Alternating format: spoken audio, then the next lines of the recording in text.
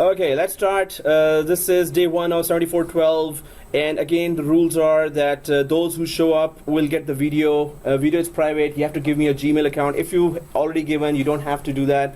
And in case you don't have access to video even after giving me Gmail, so just let me know, or we'll sit together in the break or after the class just to get make sure that you have access to that video.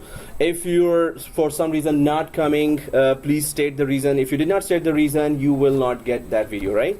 Or access to the video. So these are the rules that are really working now. So in a VMware class, students are still doing that same bad habit. So now they are okay. After seeing that, they will not even get the video, right? So they have started showing up now. So this is something, rules are there to break. You're not maintaining the privacy of VMware. VMware? Yeah. Maintaining the privacy. Oh yeah, maintaining the privacy of VMware. Some students are, even for VMware kind of subject, which is very important, and they are doing still those bad habits. So they have to be, Okay guys, so let's just go ahead. The plan here is that we're gonna have 4 machines here, so I'm just gonna quickly create those. The naming and IP is exactly the same. The main thing here is that template machine has to be very perfect, and don't make any mistakes. It's the same exact template machine which we had in 411, but let's just go ahead. So these are the 4 machines. First is the domain controller. I'm just putting the roles there. And second all are member servers, but there are 4. And why do we need 4? Because of failover clustering, right? So that's why we have to be very, very careful about that. Failover clustering is, we can say, one of the most important in MCSA, all 3 courses, one of the most important. So this course is all about high availability and disaster recovery, right? So majority of the labs will be complicated. So don't miss any of those. If you are preparing for any exams, stop it, right? It's good for you. You don't have to do that. You can carry on if you can manage, but don't affect this learning of 412. If the exam is affecting that, then that exam is of no benefit to you, right? This learning is benefit to you. This will get you the job. Exam, passing that at the cost of not understanding the concepts on this course, that exam is useless, right? So don't spend your time, don't waste your time if exam is affecting you. If exam is not affecting your understanding of the topics, then it's okay, go ahead with that exam, right? So don't prioritize the exam over this course. Actually, for any course, you should not prioritize. It should be simultaneously. No course should not be affecting exam prep. Exam prep should not be affecting course. So there's a really bad mentality going on, which I discovered when I arrived here, that, when we're doing exam, leave everything. No, the whole planet is doing otherwise. They are doing their labs, they're properly attending the class, they're properly understanding, and they're properly preparing as well. Not at the cost of other. They are useful if they are not affecting each other. They are then useful only. Otherwise, they're useless. So sitting here is useless if you're preparing for exam and not doing the labs when there's an important topic going on, right? Or all topics are important, actually. So guys, let's just go ahead and we know the map. We just need 4 machines, so let's just go ahead with the template machine. First machine is template, then we're going to create 4 clones out of that, and then we're going to go ahead and do the introduction of our 7412 topics. So during that creation also we're gonna do that 7412 topic introduction. So let's go ahead with our lab first and try to get it up and running. So let's go for our new virtual machine. So before starting, what are we going to learn in program? What are the contents? Yeah, that's what I just said, that we're going to be discussing. But if we start discussing now and start the template machine later, so I will tell. I'm not saying that I will never tell that, right? But can you wait? So patience, buddy. What happened? So okay, next, typical. So guys, let's just start that, because in the middle of doing this, we can still go for all the topics. But if you don't start that now, then we will have to do it tomorrow, right? So 2 classes are then gone for just preparing the lab. So I'm just going for that Windows 2012 R2. Guys, about template machine, because we did it before, don't leave any single item behind, right? So I'm just going ahead. Yes, everyone on this screen? I'm just gonna go faster a little, but if you messed up the template machine, you will lose. I will go ahead, right? We cannot wait for whoever mess up the template machine. So that's why I'm still going carefully here, right? Yeah, so Windows 2012 R2, yeah. But which file is selected? File is not here. Not In the ISO folder, we don't have Windows 2012. folder. So do we have 9600? Yeah, we have 96. There are two files starting with 96. Yeah, the second one. It tells server in there. Mm-hmm. It tells if it's server or enterprise. Yeah, Not the enterprise, it's the server. Which one? it's the server one. Yeah, well, we told that, but they forgot. Okay, so everyone on this screen, Yes, sir. make sure that 2012 R2 is detected there, Yeah. right? Next, Enterprise or server? Second one, second one. Server? enterprise, Second one. Why? Server is the server. So next, okay, here, make sure you're following this step by step, because if you miss any one thing throughout the course, you will suffer, right? Yeah. And so template machine, and I hope nobody gets that SID error, because that's a coffee one. You need to then purchase coffee for everyone, because SID error means you did not. Yeah, everyone. Once I got it at home, so I was like, whoosh, thank God. Nobody saw that. So template machine, template 7412, guys, 7412, and dash your first name. Yeah, you were saying? Oh, estou na folha de trás. No. It's 3.1 Okay, I think let me know whoever is stuck, right? So you also let me know, right? And thank you for the support, and thank you for your support for there as well, and for you. But let's just go together as a team. So here, if you put the name, it's good, because they may change the hard disk for SSDs. If they do, I need to know whose machines are these, right? So if you put your last name in every machine, first name or last name, or actually first name, sorry. So then I would know at least, whose machines are these. So if you forget that, it happened that maintenance guys deleted accidentally somebody's whole machines, right? In VCP lab, because the name was not there. Next. So we're just giving 100 GB here, and it is thin provisioning. And do we understand thin provisioning? Thin provisioning, it will only occupy whatever we install, right? This was day one video on 7411 as well, so that's why I'm just going a little fast. Customize hardware here. Guys, do not take this lightly. Template machine, if it is not properly configured, I know it, that's why I will go faster. So if you miss something, you will suffer the whole course, right? And in 7411, 12, especially for failover clustering, that's gonna really hurt you, right? So here 2 GB memory is there, right? Here we can just make it 4 GB. But when you have 4 machines with 4 GB, how much is the total? And how much is still remaining? 16 left, right? So we're still good, even if we have 4 machines, right?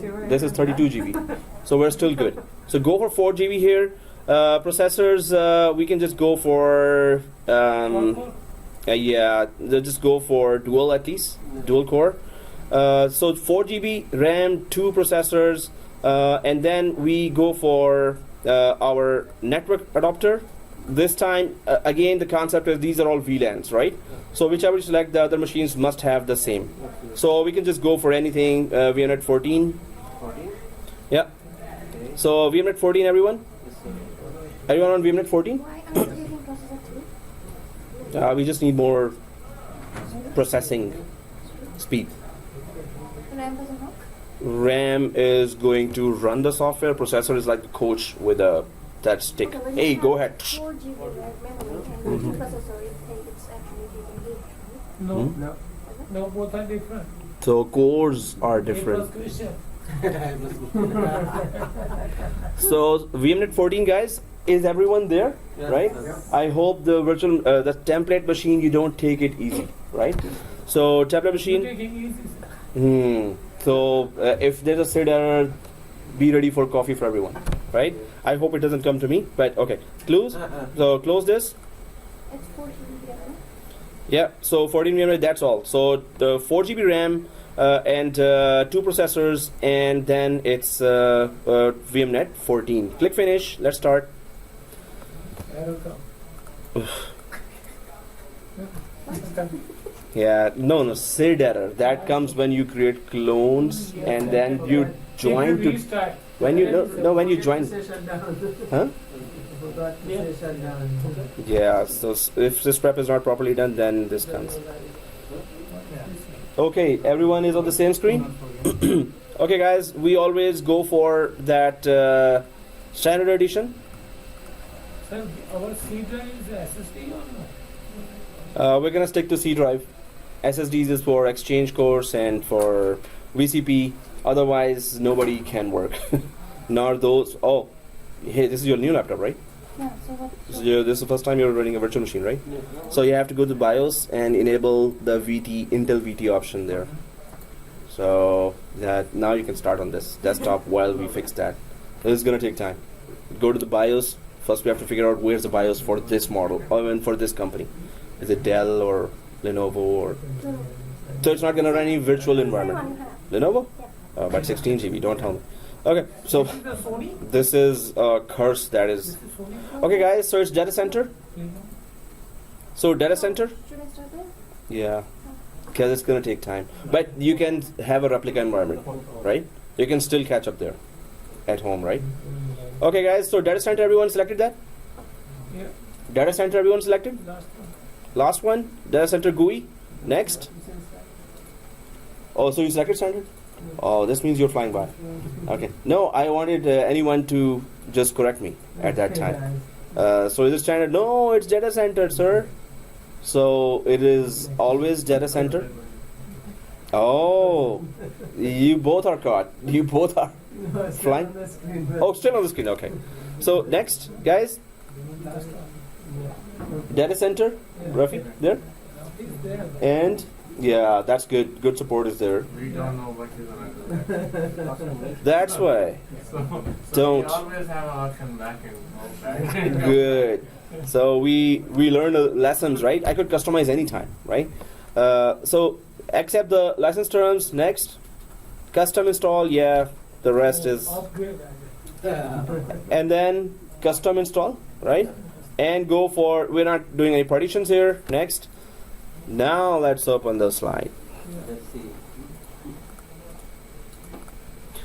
Okay, so day one here, and this is supposed to be a lot of points that we're going to be talking about, especially this course.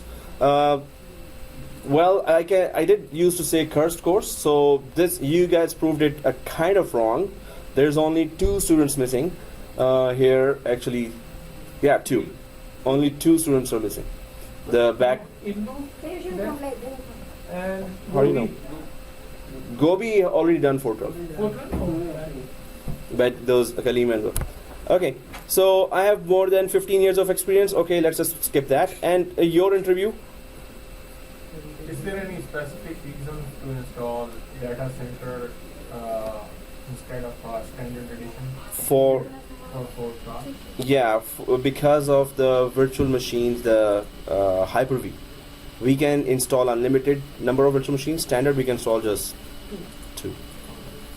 So, and there are, major is this, and virtual machine Hyper-V is this time, this course we're gonna do it different. We're gonna do the way we do it in the job. Otherwise, I was going for Hypervisor 2. Hypervisor 2, anyone remembers what was that? Hypervisor 1 and Hypervisor 2. You cannot edit on while system running. You cannot edit the RAM and everything. You need to shut down machine and then. No, Hypervisor 2 and 1. Hypervisor One Type 1 is on the type 1 and type 2, right? Type 1, Type 2. What is that? One is bare metal machine. Bare metal machine. Type 2 is you have already OS, then on top of that you are. Yeah, Type 2.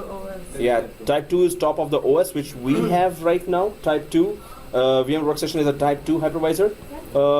And Hyper-V. So in VMware, it's ESXi, which is type 1, which gets installed on top, directly on top of hardware, right?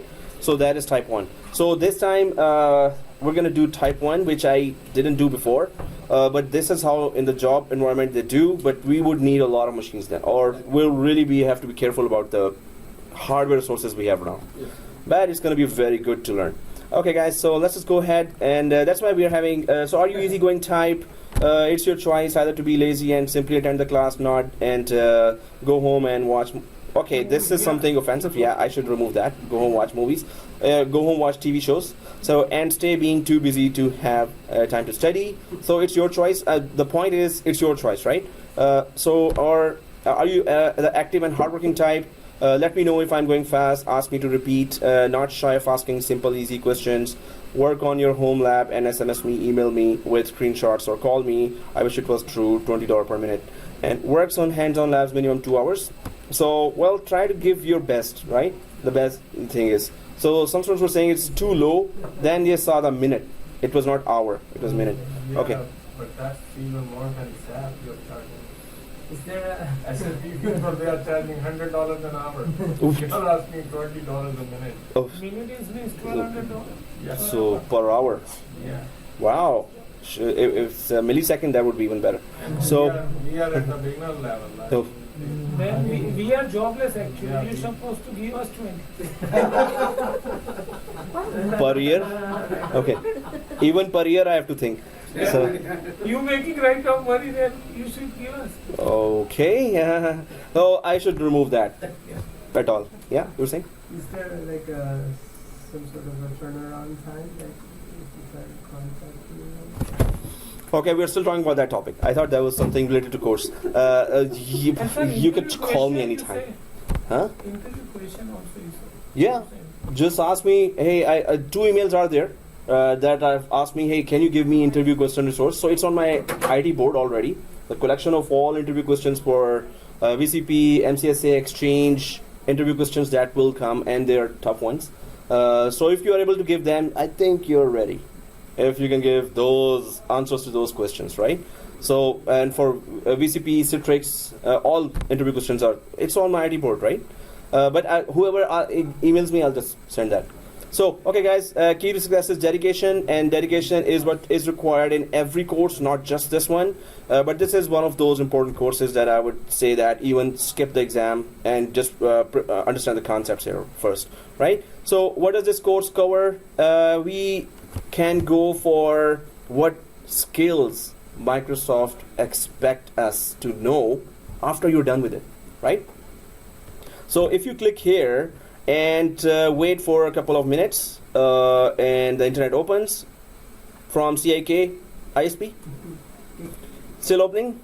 Oh, where's there we are. So now exam fee, of course we know that it's $165. I hope you have those discount vouchers. Let's go ahead and talk about each topic here that we will be understanding. So first of all, Microsoft is expecting, so this page is called, for Microsoft any course, this page, skills being measured, skills measured. So whether you want to go call it measured or measured, let me know. So measured or measured, skills being measured.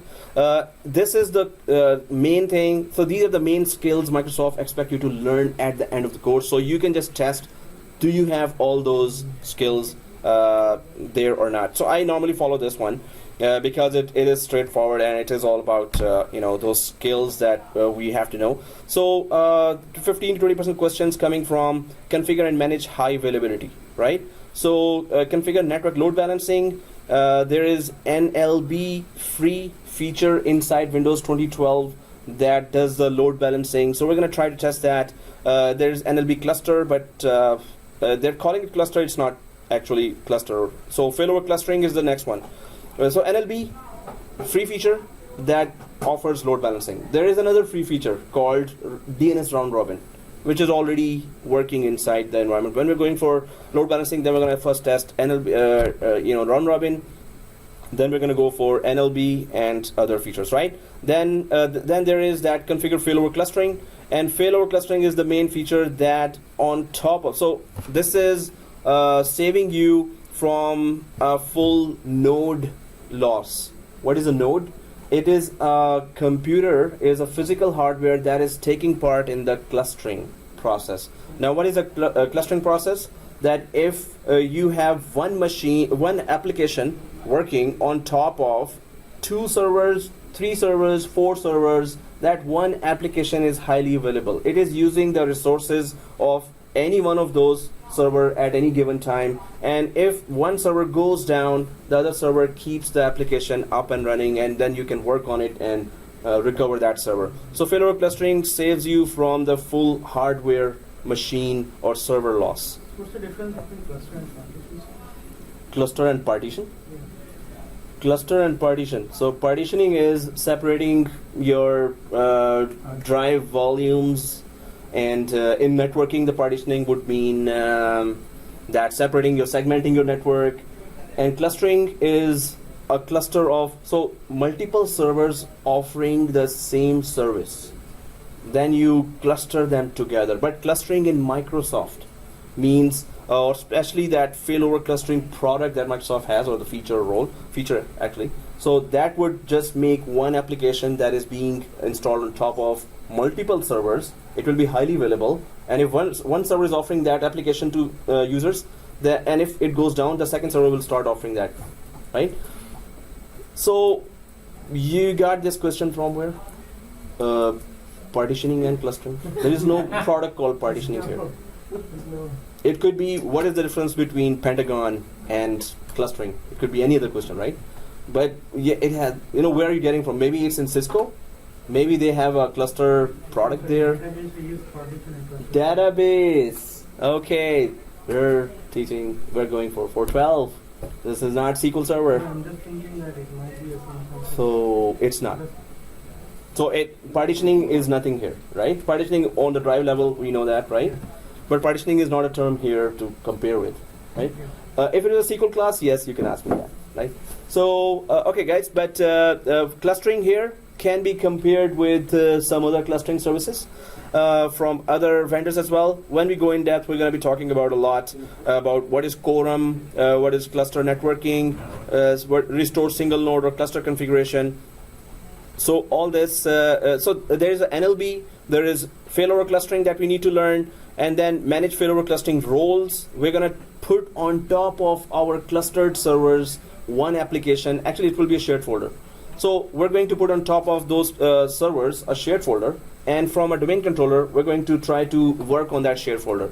While we're working, we're going to crash our active server. There is active and standby mode that we can have, and then there is active mode, right? So active and standby just means standby is waiting for the active to go down, basically. If it goes down, standby will become active. So we're going to test that. We're going to crash the server, and we're going to test that if the standby becomes active, or whatever we are working is not gone away, right? Whatever we are working after the crash of the server must be there and should stay there.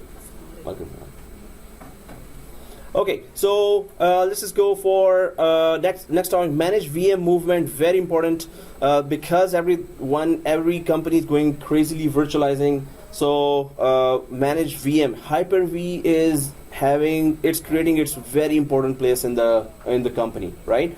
In every company. So every company wants to save money. Yes, they know VMware is more reliable and much bigger environments are being handled by VMware, but Hyper-V is going really fast. So if you just go to job market and just go for job sites and put Hyper-V only, just put the correct words there, and you will search. You will see a lot of jobs related to Hyper-V. And wherever there is Hyper-V, they also expect you to know VMware. So pure Hyper-V jobs, I haven't seen much, but Hyper-V and VMware, a lot.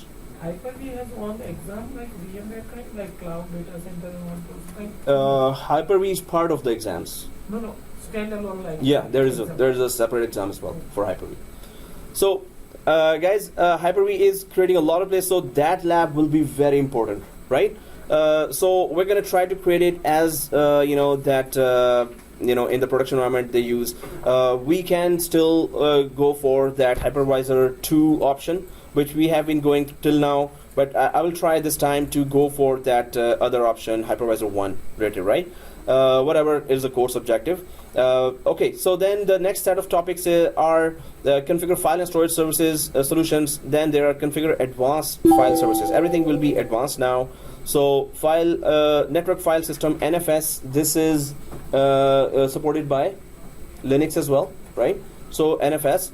And is that in Windows? Yes, it is in Windows. Branch cache, this is also a very cool feature where if from Toronto branch to New York branch, somebody's copying files every day. So those files which are regularly being copied, their copy is cached locally in the New York branch. So New York branch guys, when they are copying again, only the updates of those files will be reaching there, not the whole file has to be copied every time.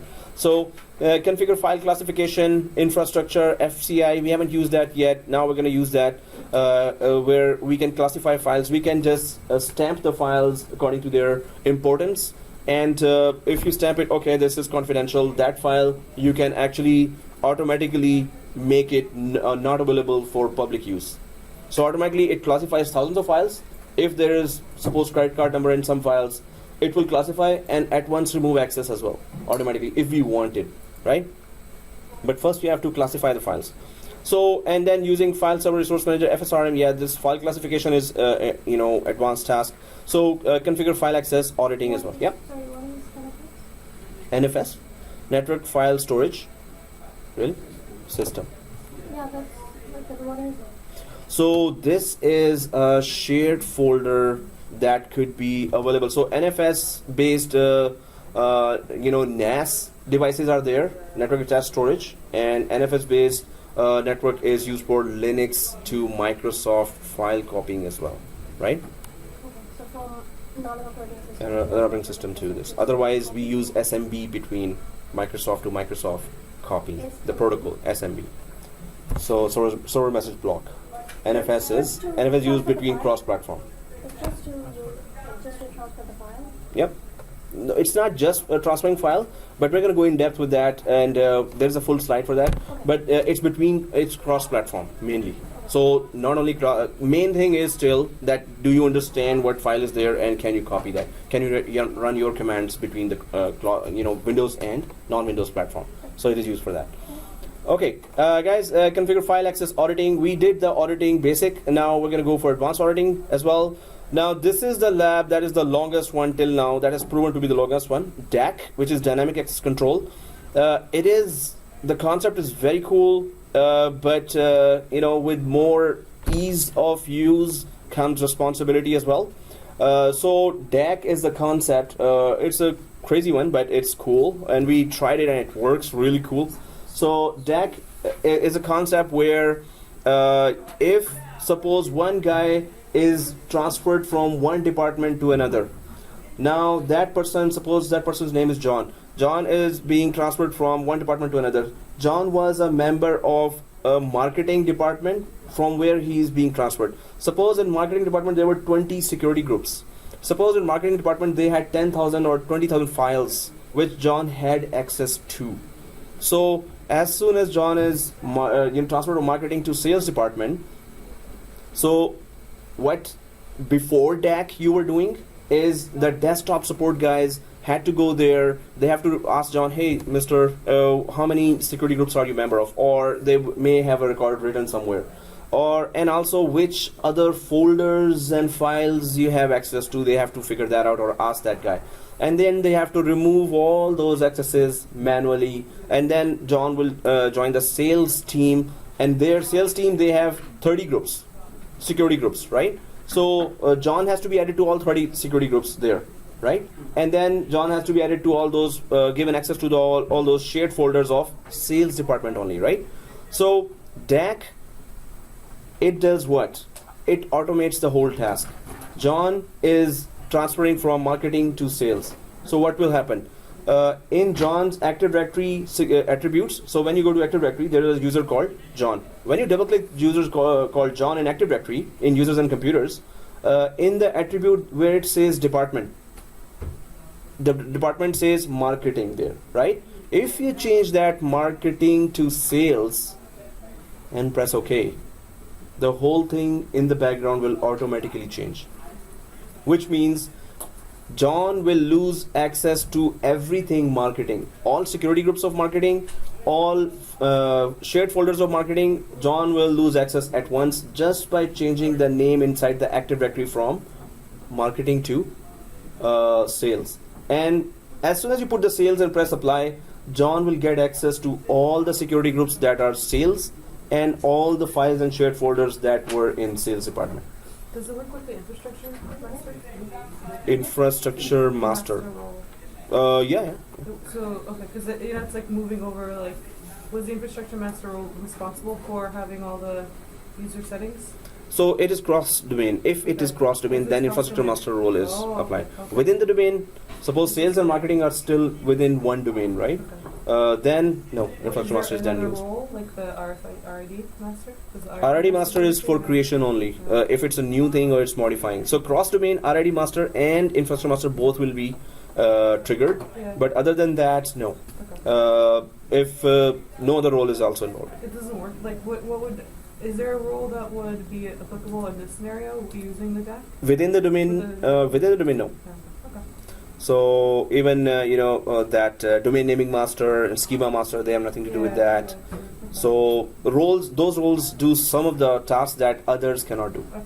Yeah. So they don't do all the Yeah, tasks. yeah, okay. Mm. Oh, sorry. You could have told me. Hello. Let me know. Thank you. Okay, I don't know who just took. Oh, okay, it's me. So oh, there's When do a. you actually take it off? I usually do like all the class. When do you do it? On Sunday? When do you take it out? No, like every day I'm here. Change the Doing the camera. class with them. Saturday? Only Monday I don't. Okay. That day. Oh yeah. Oh, there was a message I was reading. Yeah, you were saying. Is it a Monday thing that you take the internet? No, actually, I need to access from here to there, for BCP classes. Serious. I turn on wrong application. Ah.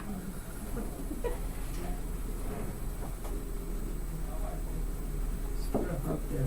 Oh, I need to request management. Please give me a network node or a hub. Actually, yeah. It's such a simple task that I know that if I ask, they will say, "Yeah, sure, why not?" So, okay, let's go ahead. Break time. Get it from this one. Break time. But where do we connect it to? So that's why it's there's a switch back there. Yeah, we can do it. Right. Okay. Project CCNA.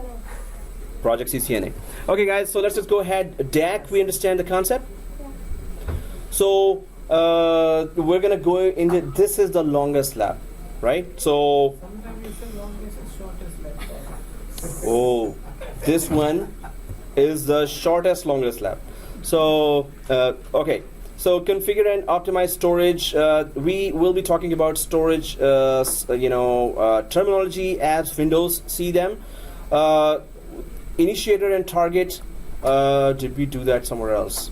Other than BCP, yeah, we did not do it anywhere. So you're going to be seeing the first time here what is target and initiator. Configure internet storage naming services. This is just a concept that we need to know. We cannot do that because we need internet connection for that and public IP.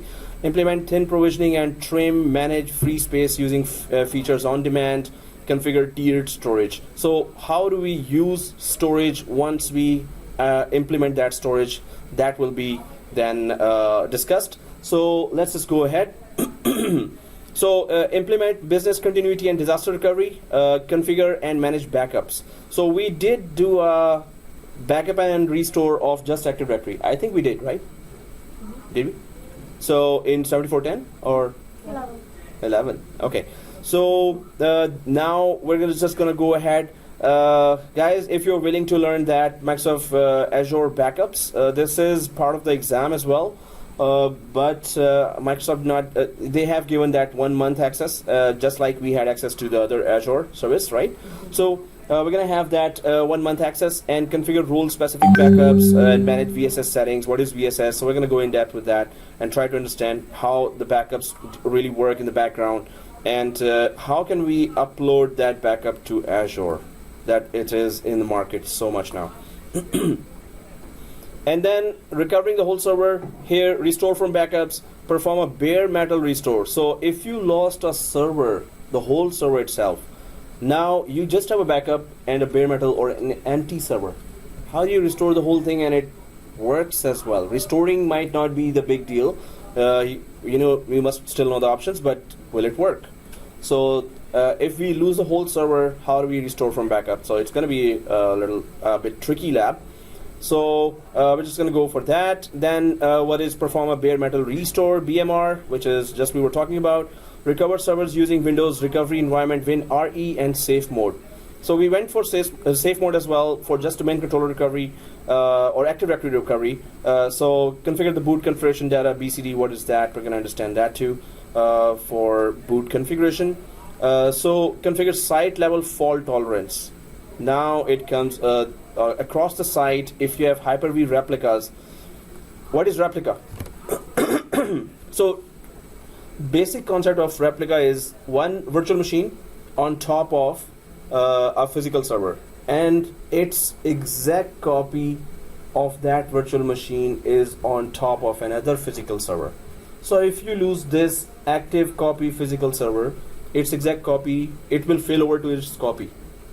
The copy virtual machine will become the active virtual machine, or the replica will become the active one. So in virtualization environment, you must also offer high availability.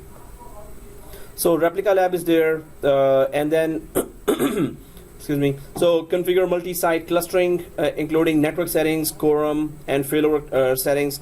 This is again failover clustering is involved here as well, but this time this is offering high availability to virtualization environment. Before we're going to test the failover clustering for just physical servers. Now we're going to test the failover clustering for actually virtual environment, and that's going to be even requiring more RAM for us.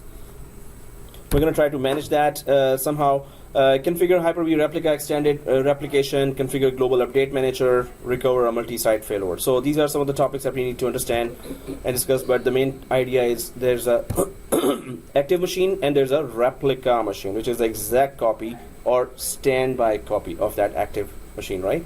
But it's virtual.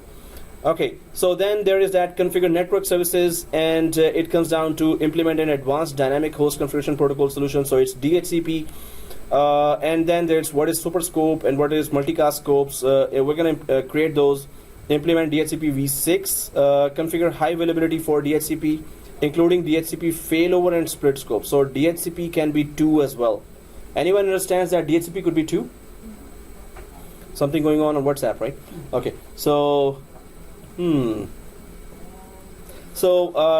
failover and DHCP split scopes. So configure DHCP name protection. So all the services, advanced services and security services related to DHCP, and all the advanced services plus security services for DNS as well. So this is going to be even much more advanced. So we did in 7411 the manual DNS configuration, which was much tricky. So this will be the next level of that. What are the DNS related securities?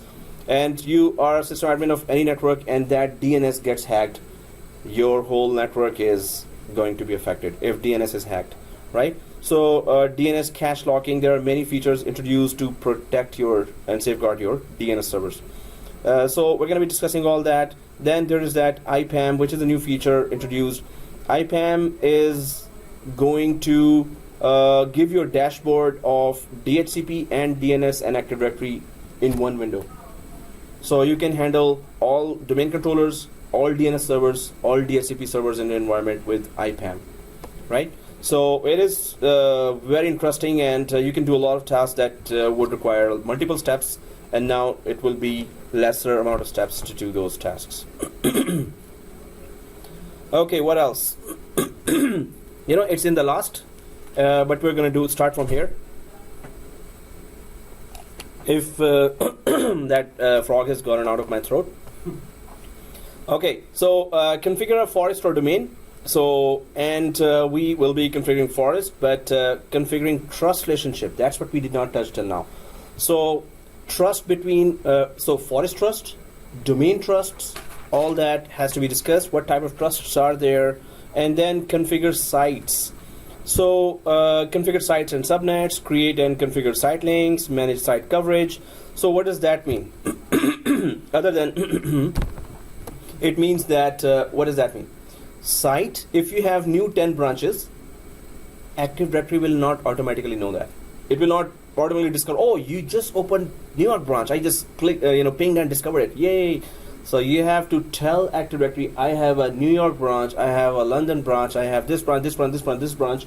They have this subnet, this subnet, this subnet, and they have this kind of WAN link available. Active Directory has to be told step by step manually what is the level of connection between the branches, what type of connection is there, if there is a connection at all between the branches. So we're going to talk about the design area of the sites and services.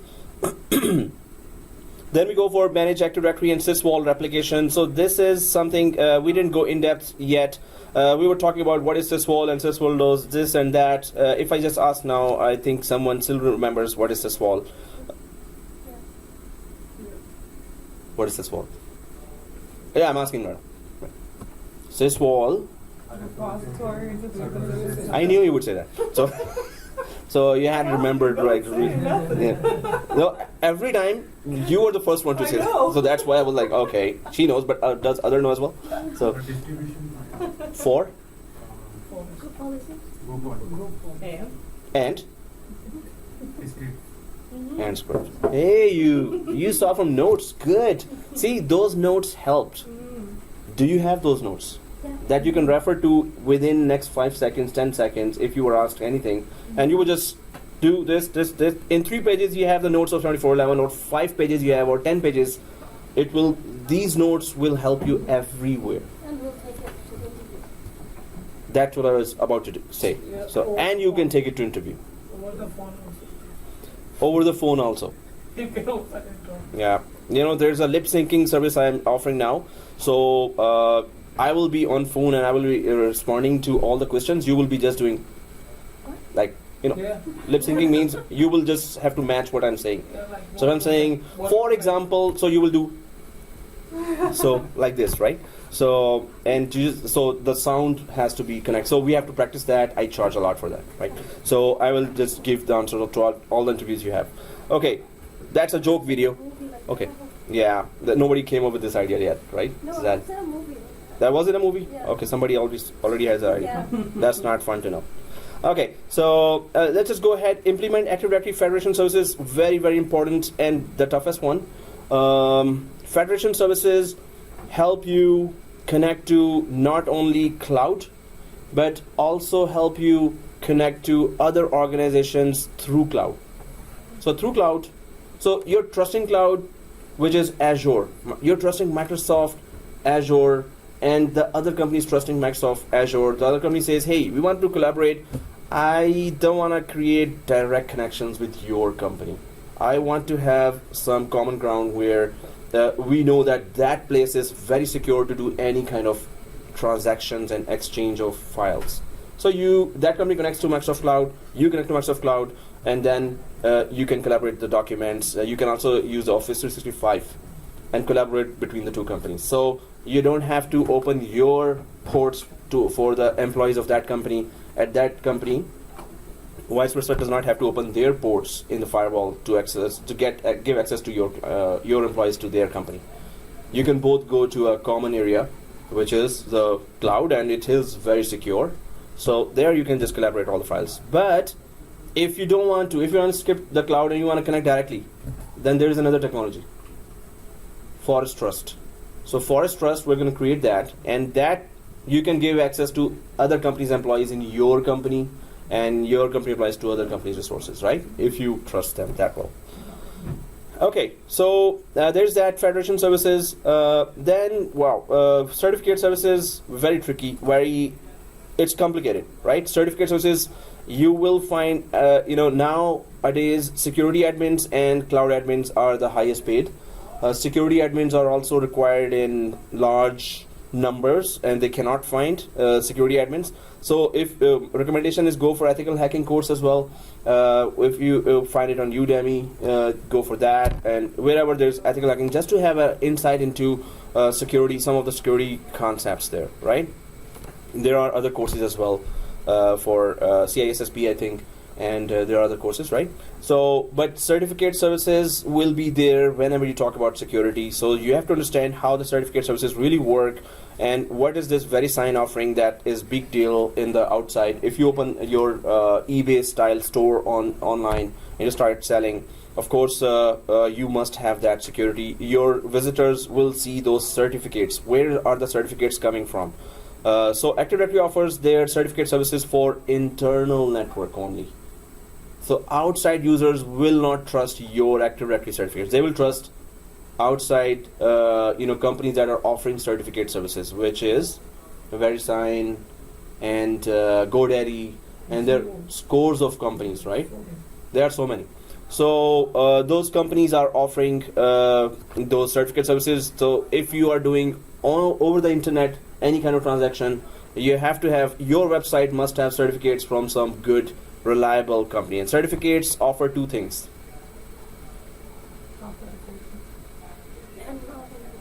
Authentication. Authentication. Security basically to Encryption.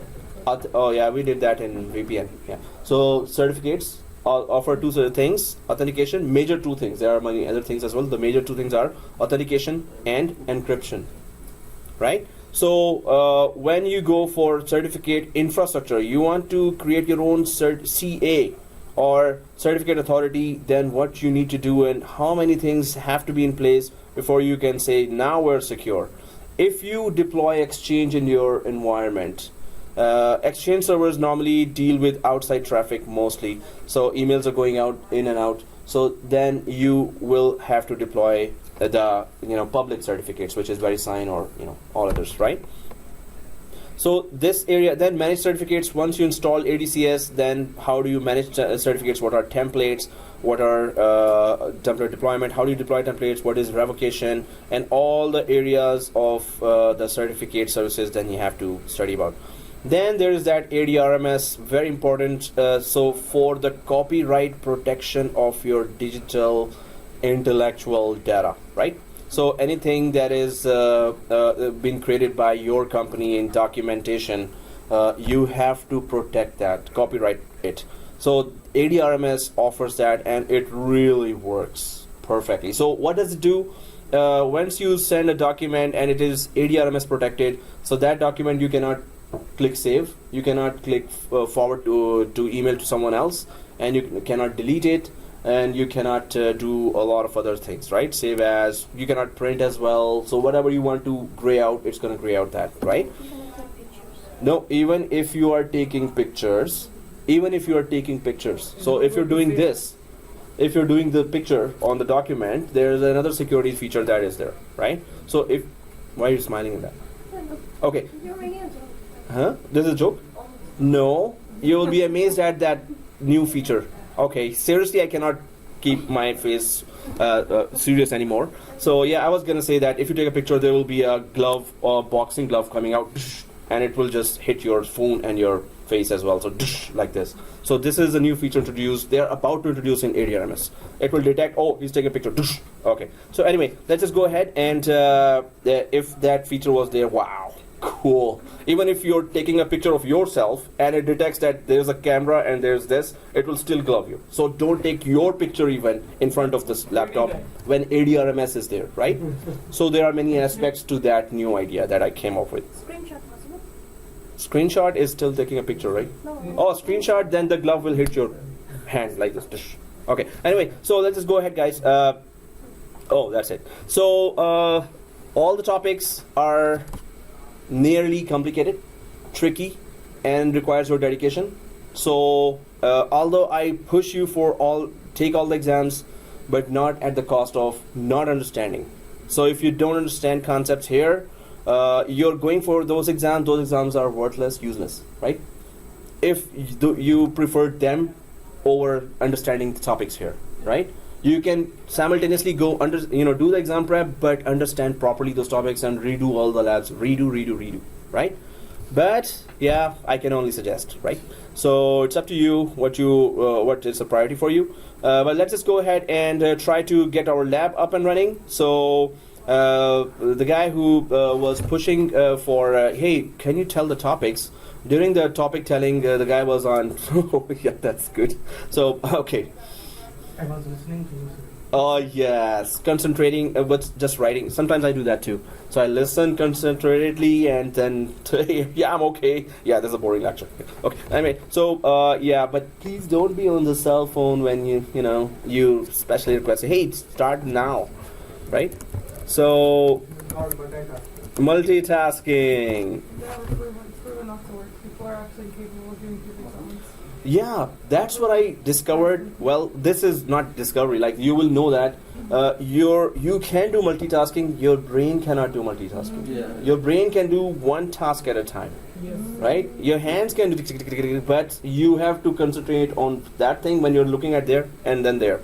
So if brain could do multitasking, wow, amazing. So brain can do one task after the other. This is doing, then this is doing, then this is doing, but it looks like, yeah, of course, you're multitasking. But brain, so you can consider it any one place. When you're like this, smiling and this, you're definitely not concentrating on the lecture. So when you're smiling and typing, right? So this means your brain is actually, saying, hey, there was a funny thing, laugh.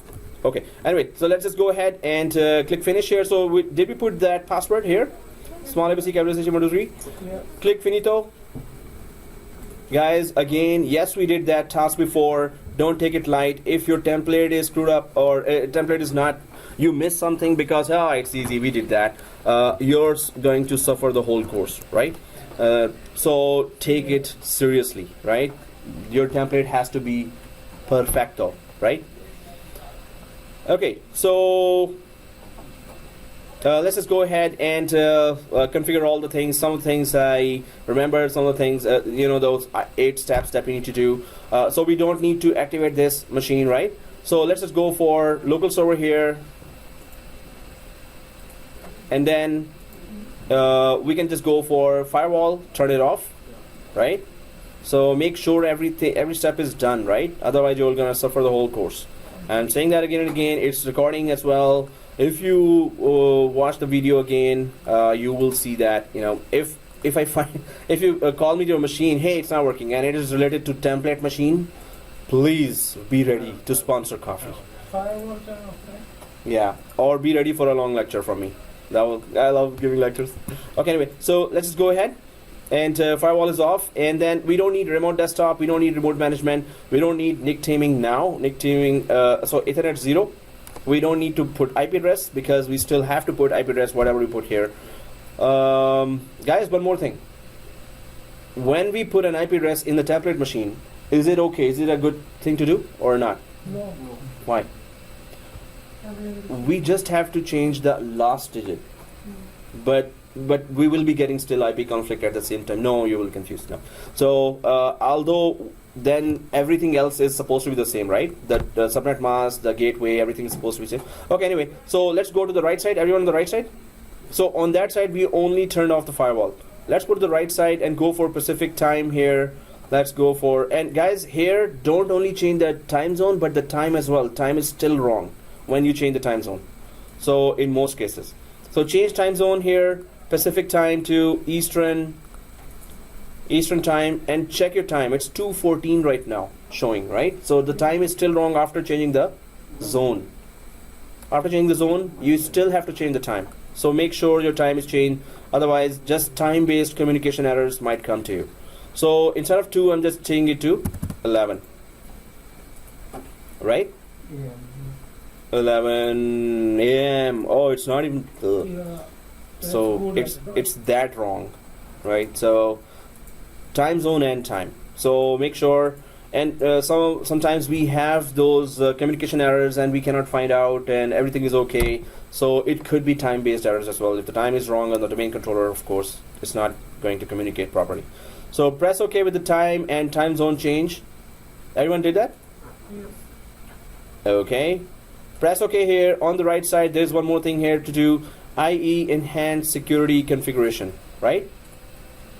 So click it. Click the on and turn off both, although we just need to turn off administrators, but turn off both. Press OK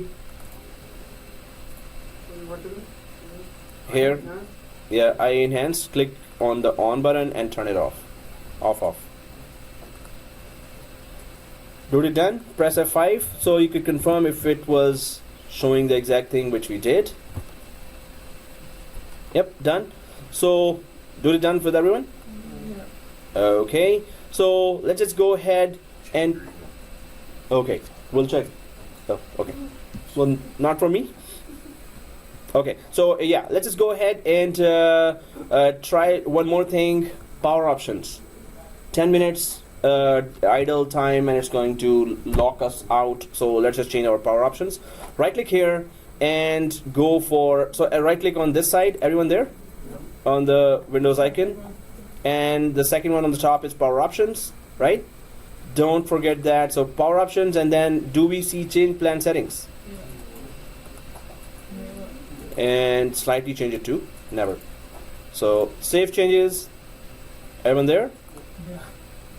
All right. So what is left now? Computer name. Okay. So close it, open again. Okay. There's a support tip. Close and open again. Oh, it's done.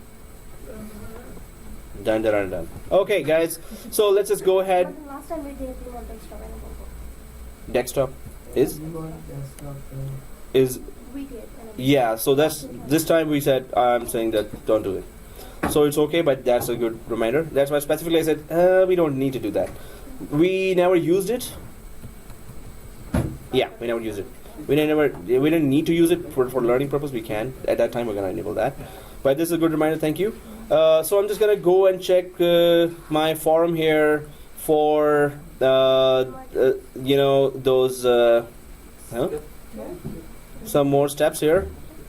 So going down and downer. So guys, here you were asking about the interview questions. Interview questions are here, which if you want me to send you, I can send you. But if you keep going down, are you looking for a job? This area, there are the interview questions for all the jobs, all the exchange. Okay, let's click that. So yeah, Active Directory, SCCM, SharePoint, AD Exchange, VMware, SCCM, SCOM. For this page alone, I got a very sentimental email from one of my students in India. He's still there, and I'm in touch with him. And he said, "Sir, I went through this, and this is a very carefully created, tips for interview. If they ask this, then answer this. If they ask that, answer that. If they ask this, then answer this." So if you go through that, and I've then later put the screenshots there as well. But he was saying that I passed the 3 interviews, and I just selected 1 offer. But I had no idea before that. I was failing interviews, failing. And if I show you the email, I was about to I got sentimental because of that email. So I was like, wow, this is a tribute. Thank you, sir. So anyway, he was, but I respect his, that was very cool email. I think I put it somewhere here. Okay, anyway, so let's just go ahead with those, how to prepare your lab, and then step by step. Go. Okay, so so firewall off. Oh, seriously, the VMware tools, the most important one. So after VMware tools, we have shared folder. Okay, so one more thing, shared folder and VMware tools. So guys, VMware tools and restart, otherwise shared folder will not work if you don't have VMware tools. After that, we are just going for sysprep, right? So let's just go for VMware tools here. So we don't have to install on the 4 machines. So right click here and right click. Oh, now. Okay. Oh, Boxing Day, new mouse. So install VMware tools, restart. You have to restart because the next service is shared folder, which will not work if you don't restart. So let's just go for that yellow folder, double click that. If you see this VMware tools, everyone is installing VMware tools, right? Yes, Okay.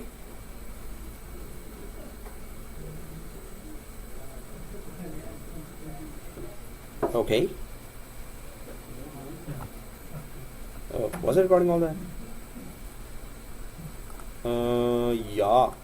Okay, now it shows up, and next finish, right? Okay, so we're gonna create 4 clones. We need to configure the whole, all the clones, otherwise our labs will be affected, and we have to take snapshots at different intervals, so we don't have to create another clone after this throughout the course. So restart, if you get this message, restart. Go ahead.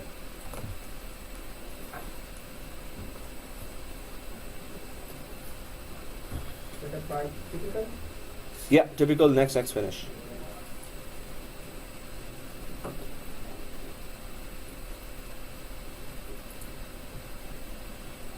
Okay, let's go ahead. Administrator.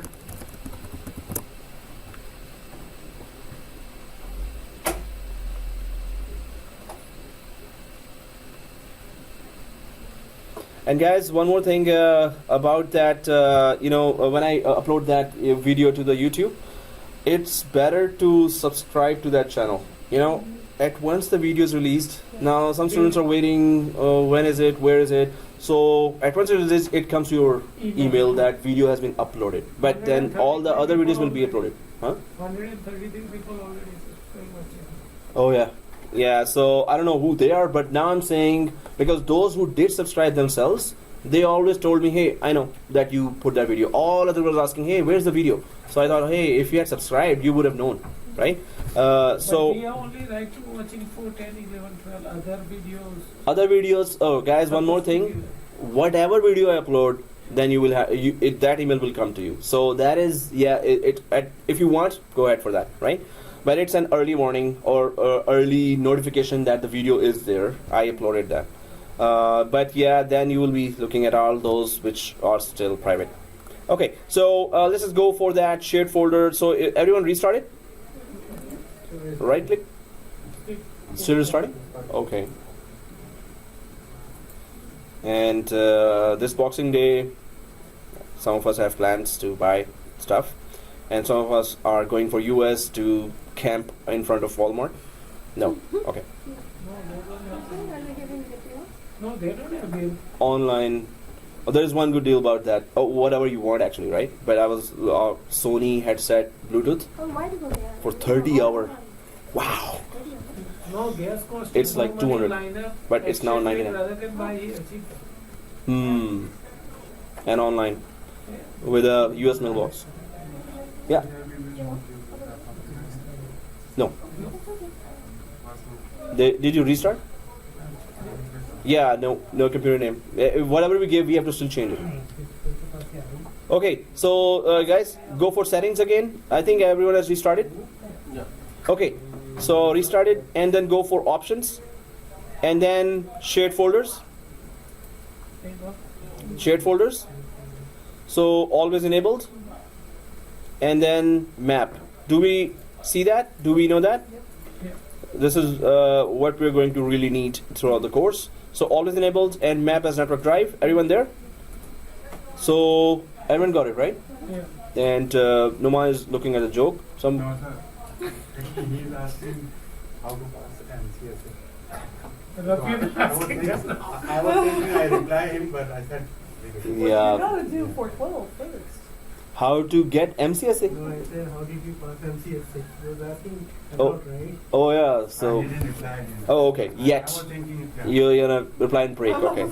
So, well, you can reply outside the college if it's gonna involve hands as well, right? So okay. So add. Let's click add here, and next, and browse. So let's go again to So C drive. We know the drill, right? So let's go for C, and press OK. In my case, actually it is D's, but I don't want you to select D. That's why I always select C for you, right? Okay. So go for C because ISO folder is there and software folder is there, right? In my case, that is in D. So don't go for D in your case, right? Next. Yes. Yeah, go for C. ISO folder only, right, sir? Yeah. In my case, D, your case C. Yeah. Under C, there are some folders now. Yeah. Okay. No. You can select any folder if you want, but just select C. Like ISO folder to share. C drive. Oh. So next, and enable this share. Finito. Did you share that ISO? No, that's Only C2. only see. You can go for ISO as well if you want.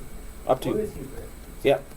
Because And the next page is enable this share and read only. Yep. Enable this share. Yep. So next page is enable this share. Yeah. In read only. So if it is selected, just keep it selected. If it is not selected, keep it whatever was the default option, right? So press OK here, guys. Once this is done, let's just go for our last final task, sysprep, and that will make or break your template machine. If sysprep is properly done, it will be okay. Otherwise, you will get the SID error. And Rename it or like add it to anything else? No. Should we rename it? should we? Rename it? Still, we have to rename further. Oh, okay. We will have to rename anyway. So, okay, even if we are not activating, because activation doesn't go in the clones, we have to still activate them separately, one by one. So, okay, let's go click run, right? But if we do not activate this one will not expire. This one is going to expire in. Hey, I never thought about that. Actually, heard like SQL Server. I call her smart, except for purchasing. Yeah, you were saying? SQL Server 2011 That's a skin. SQL Server? No, Windows It's Server. really tough. Oh yeah, guys, there's news here that okay. So, here You know, ladies are discussing shopping. So, yeah. So MCSE is expiring this March 2017, right? 31st March. 31st March. So it is expiring. So those who have done MCSE or those who are near, should they? MCSA has gone through? No, MCSE should not be there. MCSE are 413 and 413 or 414. 13 and 14. But So- here, Yeah. it is showing 4, 10, 11 also there's a message on here. Those are subject on those exams. Means those whole track is they going to change? So yeah, I was about to say, the example is, there was that CCNA campaign started. Oh, it is about to expire. So they stopped all the classes, and before even 1 day of expiration, same for A+, before 1 day of expiration, you gave the exam. Why? It's expiring. Why are you giving the exam then? Then you be getting certification for whole track. And second thing, you write one only exam 460, 73. To upgrade. Then upgrading for 2016 certificate. So the same logic applies here. Even before the expiration of this MCSA, 1 day before, just give that. Don't stop giving it. Windows 2012 is here to stay for like next 3, 4 So years. 1 year. So I you need called to, them, yeah. Microsoft, and they Mhm. said 1 more year probably. Mm-hmm. This one going to do it. Then after might be they thinking if is people going to buy exam more, then they might be cancel it 74 12. So the main point here is, don't Give the stop exam. giving the exam. Yes. Actually, give the exam sooner now. ASAP. Yes. ASAP. So this means that. So it is expiring 2017 March. So you can count like 4 months now, Yeah. 3 months. So you can give as soon as possible those and this MCSA minimum, this MCSA at least, right? Yeah. So this is very good. And the new Hmm? expiring No. whenever the new one is coming. Yeah. So the new they only expire when the new one is But then ready to come. Our whatever certifications like NCSA or NCSE. No, that will not expire. Oh. If you have given, it's not gonna expire. So But the new Until one will your come and expiration our date one will be comes. still valid? yeah, it's gonna stay valid Yes. it's for still next valid 4, until- 5 years. It's For how valid. many years? No, 3 years. Okay, 3 years. NCSE is for 3 years? 3 years. Yeah. Okay, 3 years. And then after 3 years we have to write an exam? No, before you. No, you write don't have down- to. If you have a good job, don't. No, then you write down one more exam, 473. Then you getting 2016 MCSA. Right now you getting 2012 Then we MCSA. are writing One and exam then only. we are updating. Updating automatically new certification. So, any other certification Q&A, please ask Mr. Rakesh, right? So, any other Q&A you have? Q&A. So, No, but that's why passing might be half people they don't know, and then they pass 2 exams, then they don't get third one. Then they start. so their deadline An should. active directory for all the exams and Mm. expiration dates.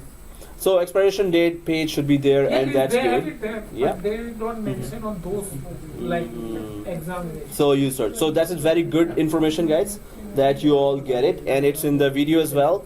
Oh, it's not in the video. So it's better if you could send it to all, just so. Oh, just me, right? So always share this information to all as well. This is very good to do, right? Okay. Thank you, guys, and let's just go ahead and try the sysprep, right? Right click, run.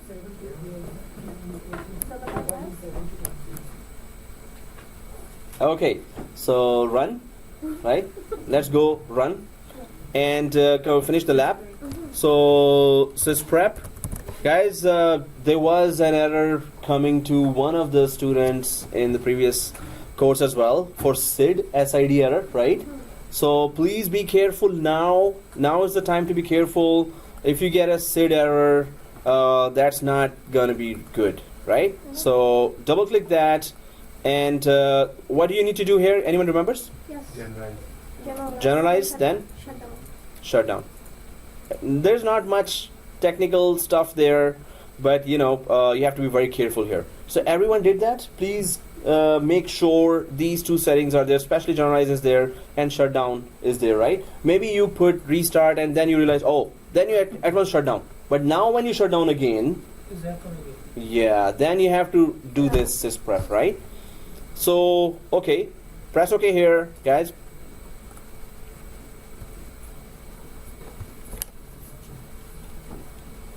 So I hope those guys don't show up tomorrow, or maybe they do. Then they'll be.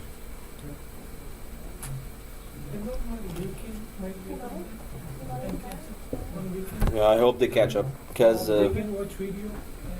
I hope, yeah. The first day they're not showing up. Wow. But she sent last night too late email. Supposed to send early, then some people won't. do it. Actually, Indu replied me my message that what is tomorrow, and you know what No, was I there. replied first. Yeah, 7 o'clock.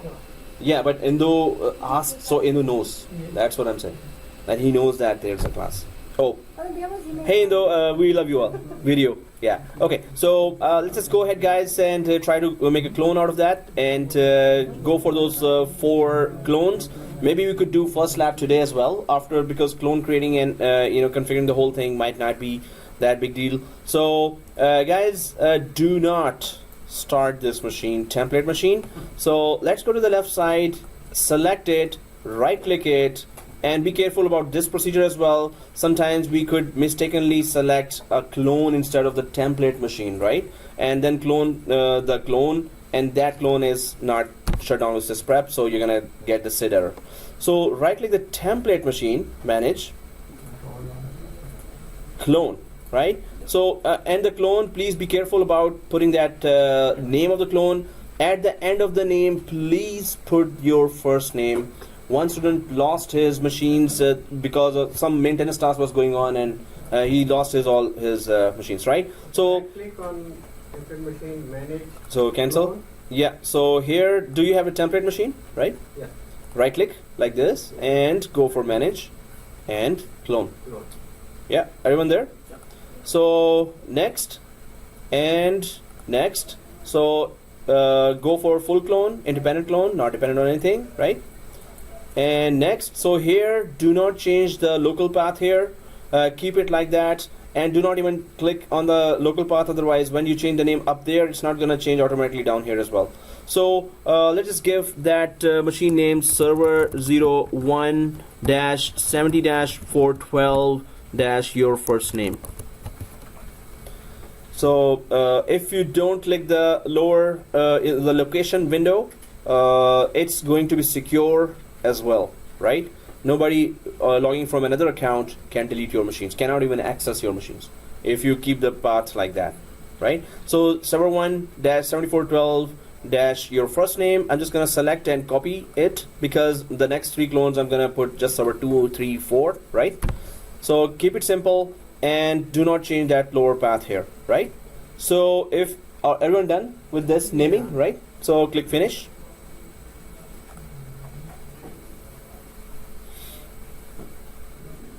Oh, I was thinking, what's Is that okay or is that okay? Yeah, this is fine. Whichever you This is fine. Okay. Oh, there's a different opinion. Okay.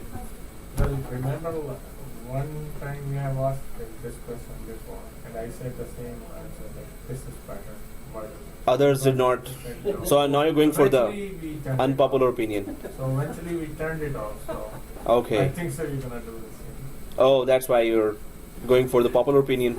Or okay. Okay. So this is okay or okay? Let's just go ahead. So yeah, it's better not asking. In the morning, I'll just pretend to forget. Oh, I forgot to turn it on. Sorry. Feel free to do whatever. Oh, thank you, sir. Thank you. Oh, feel free. Okay.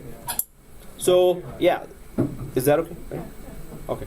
Because it's too much light for me. At least we can Hey. see like the bar is moving. Oh yeah, it's better showing here then, right? Now there's a reflection. It's lesser. Okay. Anyway, I'm just waiting out this. Oh, okay. This is the fast one. Ah, it's gonna take time. should have SSD. That's what. No, every class should have it, but those guys need to do investment of template. But now There are SSD 3 is VCP cheaper. classes are there right now. No, SSD is cheaper now. Oh, when it comes to 12 computers, the price multiplies to 12 multiplied $600 counting. $600. Something they, yeah, they charge $600 for learning. 1 terabyte. No, learning right now. Oh, yeah. Then if you think about There is no learning- price for learning. I mean, there is no price for learning. And course going on, then you counting those amounts. Yeah, how much they are earning and how much they are Need to putting. spend for- Yeah. We don't need to finish after class taking SSD or home. They are going to keep that. So let's talk to the management. Student voice is the most strongest voice. Teacher voice is like, yeah, whatever. But student voice, oh yes, sir. And So, you save the time as well. hmm? You save time as well. Yeah, that's why SSD is there in the first place, right? SSD was not there at all. You save almost So 20% I fought time for every this, but I'm still fighting. I'm not quite. I'm Right. always telling them that this is coming now opportunity, so buy it. But yeah, we have to see the finances as well. But it's not my decision. It's I can only request, right? So okay, template number 2. Right click, manage, clone. You know the drill. But be careful about these. You don't want to suffer the whole course because the template and cloning was not good, right? So if you have copied previously, I'm just gonna paste that previous line and just change the 2. It's nearly done, right? No, our is not done with the- Yeah. So click finish. I mean, like, yeah, whenever it's done. We are going for the break, so anyway. But before that, at least we can just finish this one, right? So server 2 7412 dash your first name, and do not touch that lower line here. That's going to make your machines unsecure, right? From other account, they can access it as well then. So that's what you don't want others to do, right? So server 2 7412. Now Noman and Yasir's machines you're using 7411 for 412 as well, right? So I might rename it, but otherwise, yeah, we're okay. So, but you deleted your previous machines. Yeah. We needed that space, right? Okay, so that's cool. So I'm just clicking finish here. Okay. So guys, do you take a mental note? Just 1 will be changed to 2, 2 will be changed to 3, 3 will be changed to 4, right? Nothing more than that. But please do put your first name there. So click finito. While we are creating that, we can still talk about the first topic of 7412 theory at least. And then we can actually go ahead with that, the discussion of the topic as well. And I'm gonna keep going back and forth with the cloning, but make sure the cloning is perfect. It's you don't miss anything, because throughout the whole course, so total 4 clones we need. 4 clones, right? So yep, so 1 2 3 4. Other than that, it's nothing. And 7412 and your first name, right? So we could always know whose machines are these.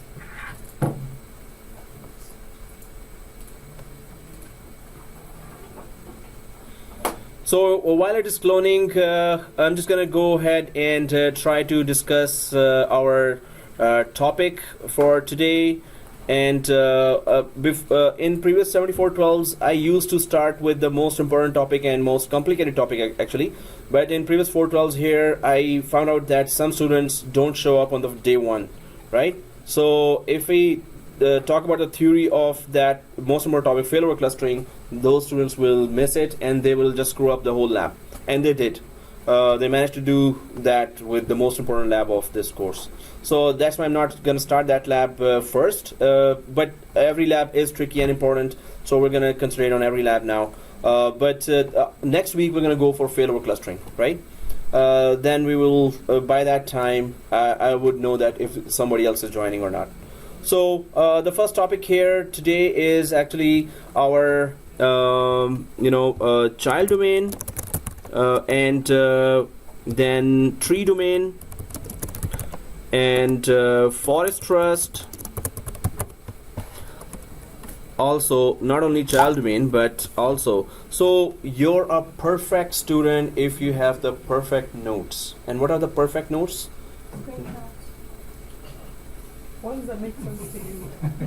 Whatever makes sense to you at the time when you really require to refer those notes. We can take screenshots. Yeah, but no, you didn't get the point here. Point is that you may write down, and when somebody's asking, and you're referring to something correct. So if you refer to your notes and you're able to give the correct answer, those are the perfect notes, right? So screenshots again is a reference to your hard work as well as what are the steps. Ultimately, you have to implement that technology. Ultimately. But before that, you have to understand or make others understand that technology, right? So the notes must be perfect if you're writing down now, and those notes are really high, good quality. Good quality means when I ask, and just 1-2 pages, oh, this is it. At once you can refer, or as soon as possible you can refer. So if those notes are there and they are really helping you, those are good quality. Otherwise, right? If somebody's asking and you don't know that, and you cannot even refer your notes, those notes are bad quality, right? And they will never help you. So you're filling up your pages and then you cannot even refer them. So that notes didn't help you now. They will never help you before the interview as well. You won't be able to understand what is this. What did I write? So try to have your high quality notes, right? So I'm just going for the third machine here. And then I'm gonna keep on discussing those topics. If I finish first, then I can at least start discussing the topic while you're waiting for your first, second, third machines. At least we can discuss the topics so we're 3 finish. Well, anyway, it's gonna take time, so at least we can do the theory part, right? So if I ask you now, anyone knows what are the purposes of these 4 types of design configurations? And if you are a system administrator, you might be asked, hey, the company, even before opening the branches, sometimes they need new administrators. So the senior administrator is really busy doing something, and the other interviewers are surrounding you, and they're asking you questions. So the question might come, we see that you have a lot of experience on your resume. So can you answer this question? We have like 3 branches opening now, and we actually are going to open those branches. So we need some kind of design considerations. So what should we do and why should we do that, and why not some other step? So replica DC, child domain, tree domain, forest trust. What are those 4? Yeah. Can I interrupt one thing? Mhm. Because I got NCs in cloud platform infrastructure 410, 411, 412, 413. Mm-hmm. Microsoft is saying that this NC certification does not never expire or require any certification. It does never expire. No. MCSE never expires. This NC No, is cloud platform you're talking infrastructure. about. Oh. This cloud platform infrastructure concept 410, 411, 412, 413. Oh, okay. So you still have to do the MCSA. Then if you go cloud, the cloud MCSE never expires. These are not. Okay, that's what you did. That's what you did. Surprising, no? Yeah, that's good. Because cloud is always No, they there, don't mention right? it right now. They Cloud is later on, always after there. 1 year or 6 months, before Yeah. their new come out, then they So say. right now, it never expires. So we go with that. You can take a picture, whenever they change that, so you could Then send you them the can show picture. them, yeah. Hey, you said that 2 years ago, so why are you saying that now? Never means never, right? Class action lawsuit. Yeah, exactly. So, for this, are we saying like this is what we have to work with? How do we implement all of them? Okay, so I would say. First of all, yeah, Oh, you would yeah. say So if you're looking to open 3 branches, 3 branches. I would suggest that those 3 branches, depending on if you want them to communicate with the home branch, I would make those 3 child domains. I would have a replica DC in each child domain. Therefore, all the domains are going to have Forest Y trust.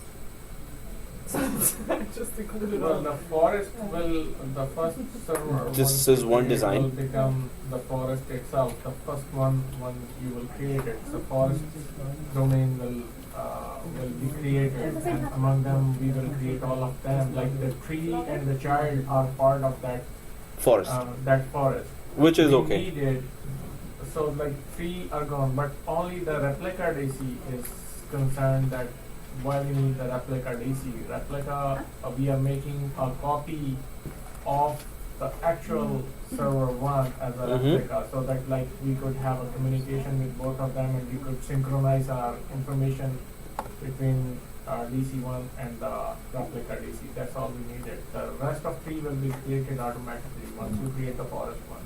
But the replica DC is local to each. I know, like The you bigger have to DC create it in the other Child one. domain is never created automatically. No. The Mhm. forest one, you will create a forest.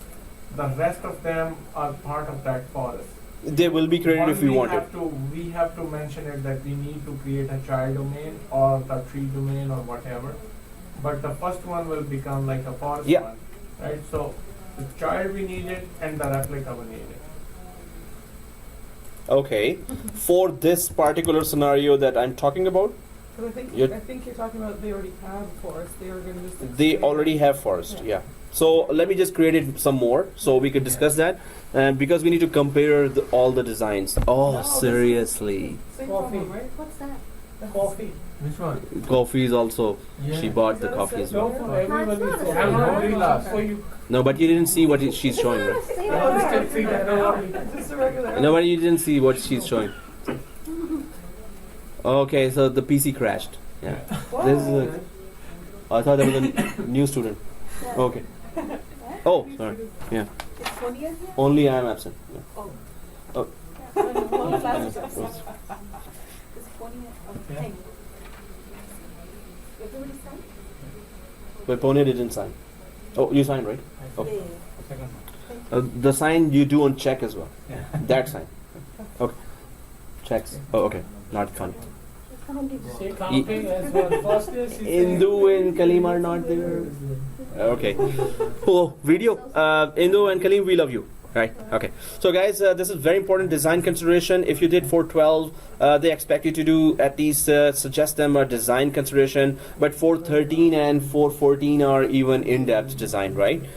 So, if we have already a forest called Netplus, domain.local is a forest, and here we have 2 domain controllers. So Microsoft always says that minimum you should have 2 domain controllers, so DC1 and DC2. So let's see who suggests this design, and or it's not suggesting design, it's about what requirements are there that you would want to have this design, and what requirements are there that you would have another design, what requirements. So it depends totally on the company requirements and availability of resources, right? So that's why multiple factors are there that you have to think about before going for the conclusion, or what are the requirements that I would suggest this, and what are the requirements I would suggest the other way. So replica DCs, if we go for, first of all, anyone tell me what does replica DC do? What is replica DC?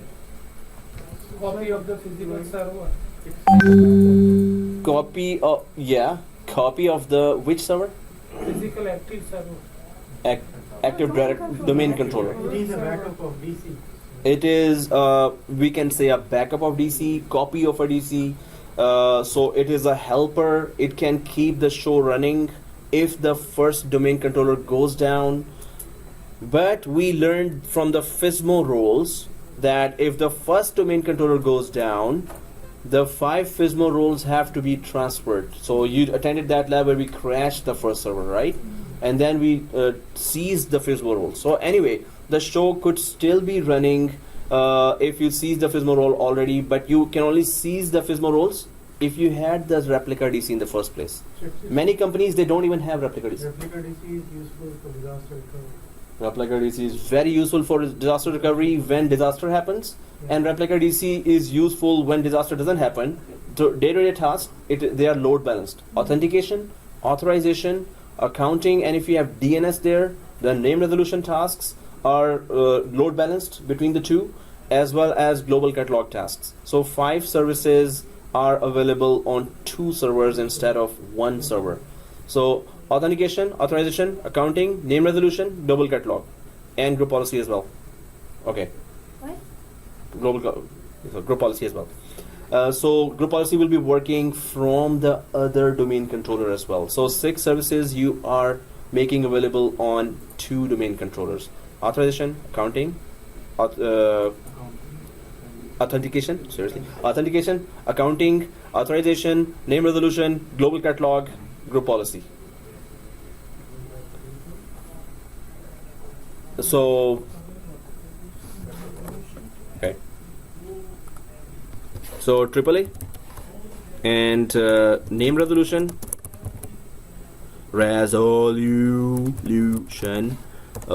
and GC, which is global catalog, right? And GPMC. What is GPMC? Group policy management console. Exactly. So 6 things in 2 servers. 2 servers are offering in load balanced way 6 services right now, core services, right? Okay, so if this is the case, now replica DC is a helper DC. This means if we decide to go for this map now, and if we decide to have a child domain here on this second branch, so we are sitting inside Toronto here, and we're going for this is the nearest branch, London branch here, and then we have New York here, and then we have here Sao Paulo. Where's Sao Paulo? Brazil. Oh, okay. Yeah, I knew that. Okay, so Sao Paulo, and so now we have previous on sale. Cool. Okay, BlackBerry. So anyway, so here, first of all, remember that replica DC could be deployed if you have child domain. When you're deploying child domain in any branch, what happens? You have to install Active Directory first, but then you have to select customize it with child domain configuration, right? Once you deploy a child domain in any branch, that first domain controller needs its helper. So replica DC will be there if you deploy a child domain. If you deploy a tree domain, replica DC must be there as well. It is just helper of the first DC. First DC, you can decide what type of domain you want. Second DC is just helping it out, right? Forest Trust is related to across the forest. 2 forests are trusting each other. 2 companies which never had communication with each other, now they are communicating. They're trusting each other, right? For some business collaboration, or maybe the first company buys the other company. So in that case, of course, replica DC are always there. Whether they have complete forest has child domains, how many child domains and how many tree domains, we don't care about that, right? So if there's a child domain, one domain controller will create that. Second, replica DC must be there, right? That's the Microsoft best practices, right? But now the problem arises here. When do we use child domain and when do we not use child domain? When you want the headquarters information and group policy scripts and all configurations to be transferred to the child domain. And then you don't want that when you have a different product, so you have a different site or site. No, it's not site. Anyway, so you want You're very near very good at first. and Jabacha? Yeah. What did I say? No, I was multitasking. I was listening to her and I was listening to him as well. So okay, so you said it nearly correct, but it's totally opposite of that. Okay, so child domain. First of all, nearly correct, but totally opposite. Okay. So Rafi has nice definition. yeah, what is the definition, Rafi? No, he's so shy to say that. Okay. Hindi में बोलेगा नहीं. Oh, and it is not translatable. So sorry, guys, we cannot translate that in the official airing of this class. But child domain is used when you do not want your root domain group policies, root domain Active Directory activities to be copied or synchronized to the child domain. Child domain is a totally separate domain, administratively separate domain. It is having all the privacy. It will not take any policies from root domain. Yeah. It's used for security purposes. You remember that? Yeah. It's Now for I security purposes. Right? It is for security purpose. It can be politically oriented. Hey, there are administrators. If I go for this, London people are saying that, hey, we will create a child domain here, but we want total. So total, this one-liner says it all. Total administrative isolation. So total administrative isolation, which means what? That if there are group policies applied in root domain, they're not going to apply on child domain. If you created 200 users or 2000 users in root domain, in Active Directory, they're not going to synchronize with child domain Active Directory. Child domain has nothing to do with the root domain's daily activities, right? If you create security groups, OUs, whatever you do in Active Directory, child domain has nothing to do with that. So, but London people say that, okay, we have a separate business structure, although we're part of the same company, but we really need that isolation, administrative isolation. So suppose, okay, there's a lot going on in the class, and I'm like blah blah blah blah blah blah blah. So yeah, if the other activities could subside a little, right? So we could concentrate on the topic, right? So if we're doing everything else, and then in the end we say, oh, what was the topic we were talking about? So, or if I ask you, and you're not able to say that, so you're wasting your time, right? So I don't want you to waste your time if you're sitting in the class. I want you to concentrate, right? So let's just go ahead. It's for your own good, right? But otherwise, it's up to you. So total administrative isolation here. So why do we need then child domain?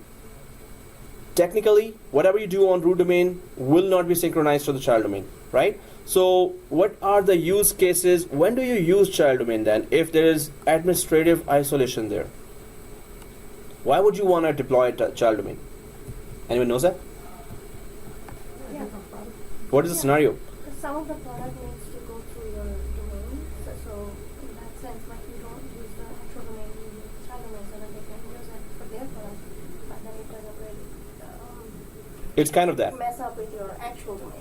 So whatever activities are going on in your root domain will not disturb the activities of the child domain Active Directory. So you deploy there a group policy GPO called block desktop, and it blocks the desktop of all the employees of the root domain. But then London people say, hey, what is this, man? We don't work this way. I mean, you cannot just block desktop of your employees. Employees are frustrated and then they don't work or they get disgruntled. Maybe that's the mindset there, and this boss here who's running the branch is not, he's powerful enough. So he says, no, we will create a child domain, so your policies will never get down to us. They will never, your policies, whatever you implement, will not get out to us. But then New York people say, no, whatever policies are coming there on the root domain of the forest, we welcome that. We're okay with that. So child domain, if you create, so suppose first we create a child domain just to create that whole structure. So how do you create that? London dot Netplus domain dot local, right? So now the group policies, anything that is created inside Active Directory will not be synchronized to the Active Directory of child domain, right? But then the New York people say that no, I want those policies to be implemented. We are okay with that. We don't mind. So New York people say yes, we want those policies. Whatever 10,000 users you've created in root domain, it should synchronize our Active Directory as well. We are part of your network, and we don't mind having all your policies and services or information synchronized here. So can you suggest what does New York people do? So this is still part of the domain. This is still part of the forest. This branch is still part of the forest, right? So you were saying? They will synchronize it, yes. But what kind of domain they're gonna create here? Or so replica domain. I wish there was a terminology like that, but We are going to create a child domain. oh no. Synchronize the child domain. If they create a child domain, they cannot get those policies. Tree domain. Tree domain is totally different, but it also has administrative isolation. Forest domain, you cannot have like Root domain? root domain, you cannot have multiple, right? Different branches. Doesn't domain will remain at one place. Either it's going to synchronize it or it's going to create a child domain. So how would it synchronize it? Let's go synchronized way. Actually, you're 99% right. 1% is remaining now. How do we synchronize? Hey, that's an easy one. Get a WAN connection and have a ping to each other. As long as you have connectivity between the two networks, we can synchronize, right? So as you said, exactly that is correct. That if this New York branch wants any communication with the Active Directory, whatever is going on there will be implemented in New York as well. Then all you need to do is what? All you need to do is what?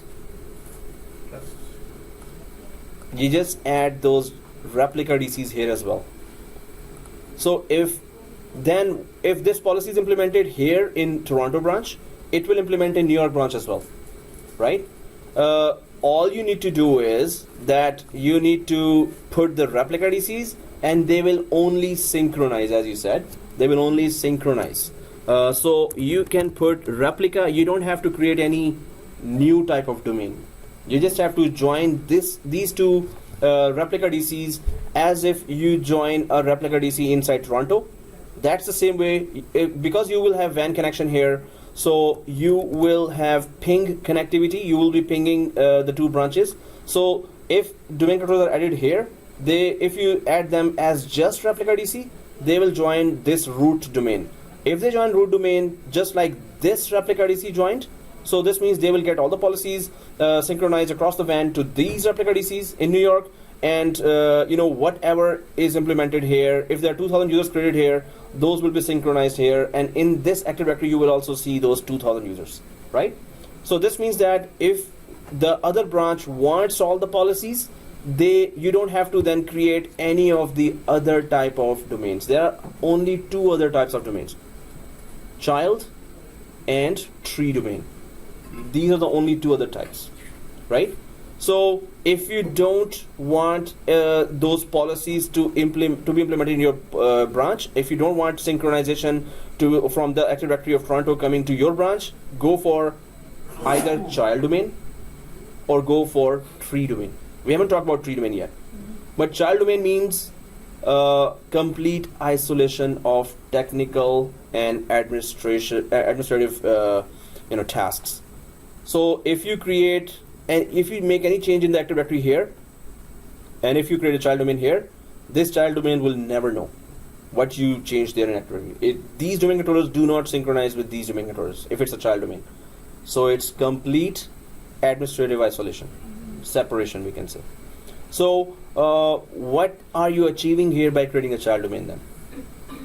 You're achieving what? Privacy. Independence and privacy, both. Yeah. So then it's independence of daily operations, and privacy. privacy. So you're achieving both. We used to create child domains if we wanted a test environment. We can mess up the test environment, but those will not get synchronized to the actual production environment, right?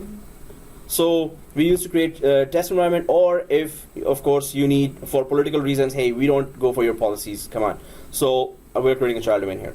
Otherwise, you don't have to create a child domain with another branch, just add those replica DCs because you have that connectivity through the WAN as well, right? So you don't have to go for child domain or tree domain if you want those policies. Now, we understand the purpose of child domain, that it is separation of administration, administrative isolation, we can say, and then we have independence of whatever group policies we want to implement, whatever users we want to create, whatever computers we want to join to the domain. It's not going to synchronize with the domain controllers. Now, what about Sao Paulo? Sao Paulo says, whoa, we need a tree domain. And why are they saying that? So we need to know first, what is tree domain? What does it do? So as far as child domain is concerned, we have total administration of daily tasks isolated, and tree domain, first thing is the same. It's separation of daily AD administration. That is the same as the child domain. But tree domain is, there's a specific scenario when we use tree domain, and that scenario is what? Anyone knows? Okay, let's talk about that. So tree domain, when we need a separate DNS namespace, then we use tree domain. Now, what is a DNS namespace? When we need a separate DNS namespace, what does that mean? So, suppose your company bought another company, and that other company is running successful, very good. So you decide, of course, I don't want to change that company's name. It is because of the name the products are being sold right now. So, but I want them to collaborate their daily tasks with my employees, my current employees. So what you tell the administrators of that new company that your company has bought, you tell them that in my forest, we're going to create a tree domain. And this is the way you're going to retain your own company name. You don't have to be called Netplus domain. You will be called, okay, which company are we buying, guys? Optimus Prime? Who said Cisco? Its worth is how much? 1 trillion? Or like 60 billion? 80 billion? So, okay, we're Samosa Factory, Optimus Prime, Optimus Prime's Samosa Factory. Okay, so Kraft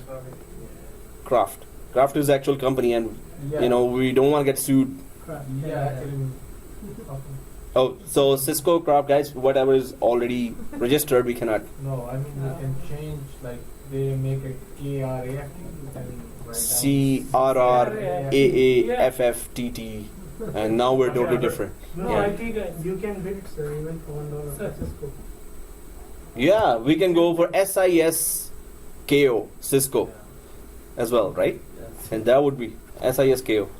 Oh, okay. Anyway, so I'm from Cisco. Which Cisco? CIS? No, SIS. Okay, out. So anyway, IT Pro guy. IT Prof courses. Oh, that is a very cool company. Okay, anyway. So guys, then retaining the separate DNS namespace. So that company, their domain is created here. The employees of that company, the username of that company's employees will be created inside the tree domain, while that company retains its new name, or its old name, actually, not new name, old name. So if this is, let's go for Optimus Samosas. Okay. So if Optimus Samosas .local is the company name, now you can create a new tree domain that will be called whatever the name of the company, right? If you create that totally new name and still it's part of your forest, so you will have now two hierarchies of namespaces going on. netplusdomain.local, london.netplusdomain.local, newyork.netplusdomain.local if it was a child domain. But we decide not to create a child domain here, right? But when you go for tree domain, it's a totally new name. Within your same forest, you have a totally new name and its hierarchy goes on. Which means that if optimasamosas.local has a branch in London, it is going to be london.optimasamosas.local, right?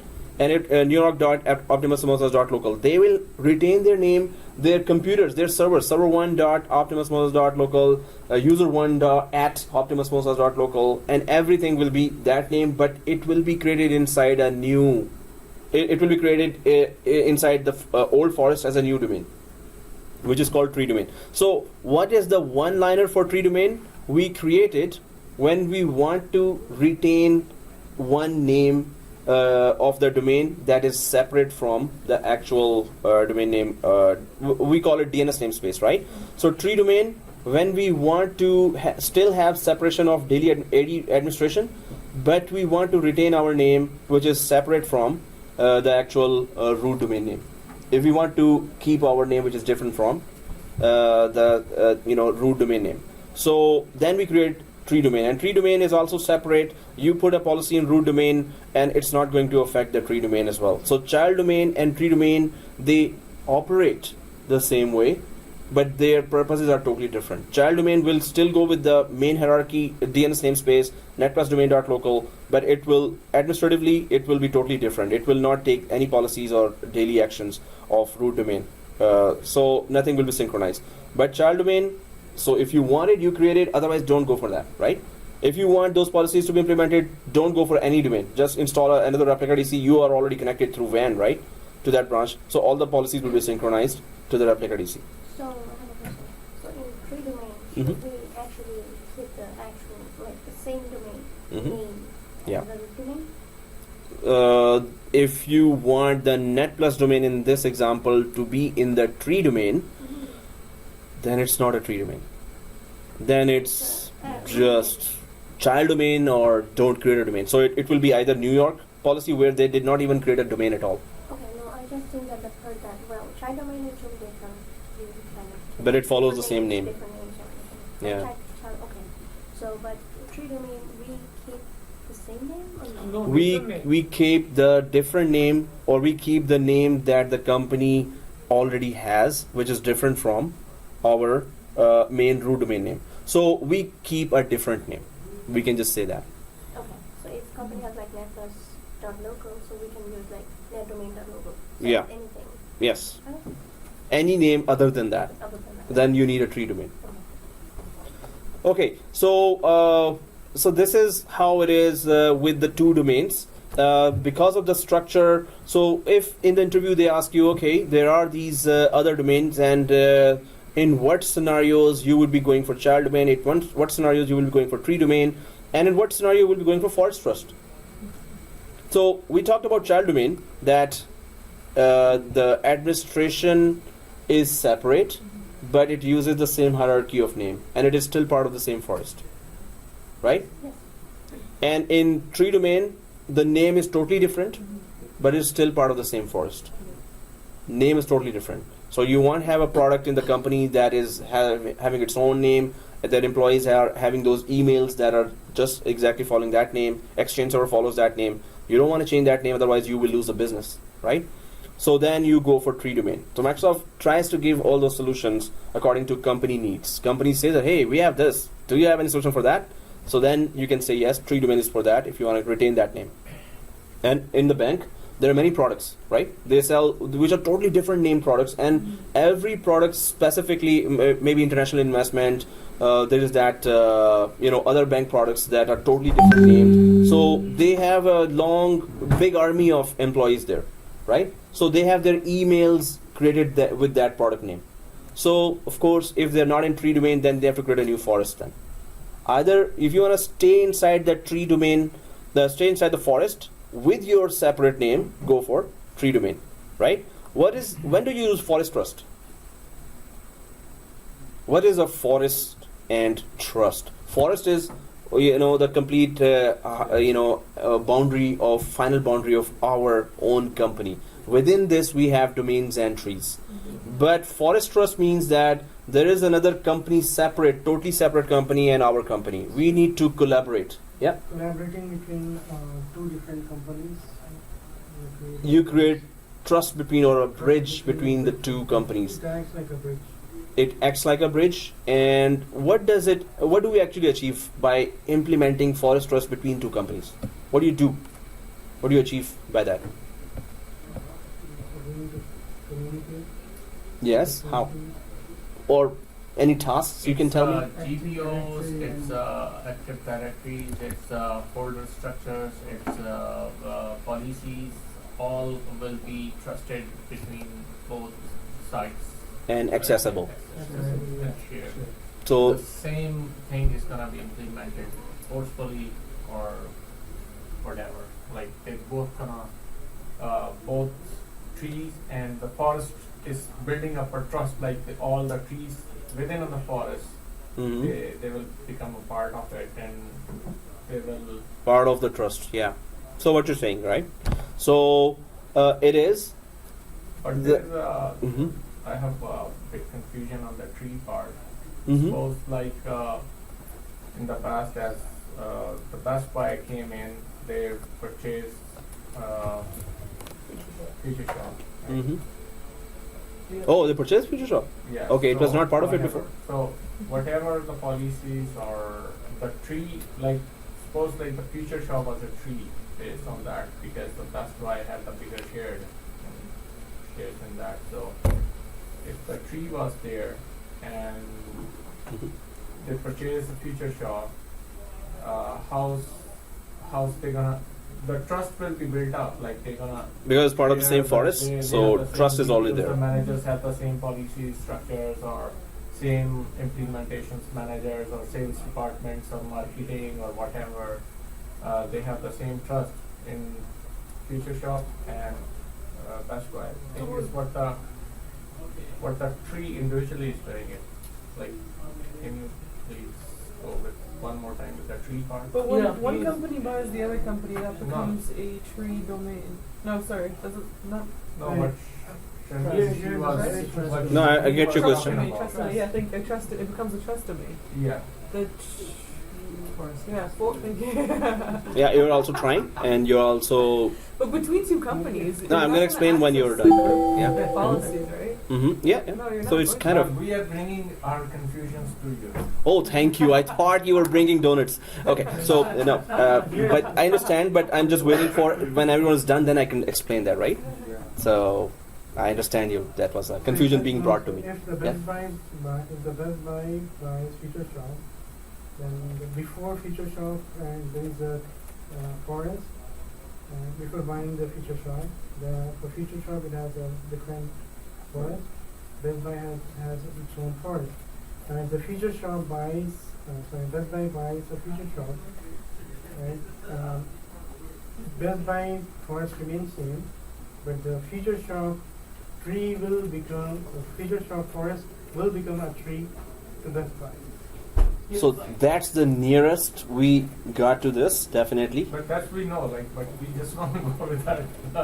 What is that? That's nearest, but not true. I mean, this is nearest. That much we know, but that's Yeah. what he's trying to bring the point to you. We know that one, but There won't be any two trees now. There won't be any two forests now. It will be one forest. Yeah, my question is also same like this, because when Best Buy buy Future Shop, what will happen forest of Future Shop? my question is Good. only with the tree. I don't have a Future Shop. No, you're all related actually. Yeah. You're all related questions. It's basically the same question again. But so, is there any other question before I start? X Future Shop. X Future Shop. Yeah, you should use X Future Shop. Okay, guys. So what happens in tree domain? Yes, it is a bit tricky. So let's just go for another scenario here. Well, it's way past break now, and we are so interested in this that we didn't even ask for a break. Woohoo! That's good. Can we go for break now? About to explain tree. Okay. No. After that tree. After the tree, right? After that tree, after 1 kilometer. So after falling from the tree. Okay, so here the scenario is for specifically for tree domain is that you have Netplus here, Netplus domain dot local, and there is that totally different company that your company bought actually. So and this is Optimus Samosas dot local. And what happens here is that Netplus has bought it. Now Netplus wants those employees to the employees here employees here to access the resources easily for Netplus domain. So what are the network resources we're talking about? File servers, printers, and shared folders and whatever infrastructure. So employees of Optimus Samosas can or should be able to access Netplus domain's resources. Now, right now, the current status is after buying the company. Of course, the status is what was before. It's a forest. It's a separate forest right now. So this needs to change now. So what happens? And when I was there in the bank as well, they banks never tell that, but they keep buying so much companies, and those were like doing well startups, and they keep on buying. So we had to go to those companies, and we had to see how many exchange servers you have, how many domain controllers you have, and either we dissolve it or we make a tree domain out of it, or we just collaborate and let them just be use their network, right? Depends on what we can absorb, but they are working under that. So what happens if it's a forest trust? It is a separate forest, right? So Netplus domain management decides that we're going to not touch them.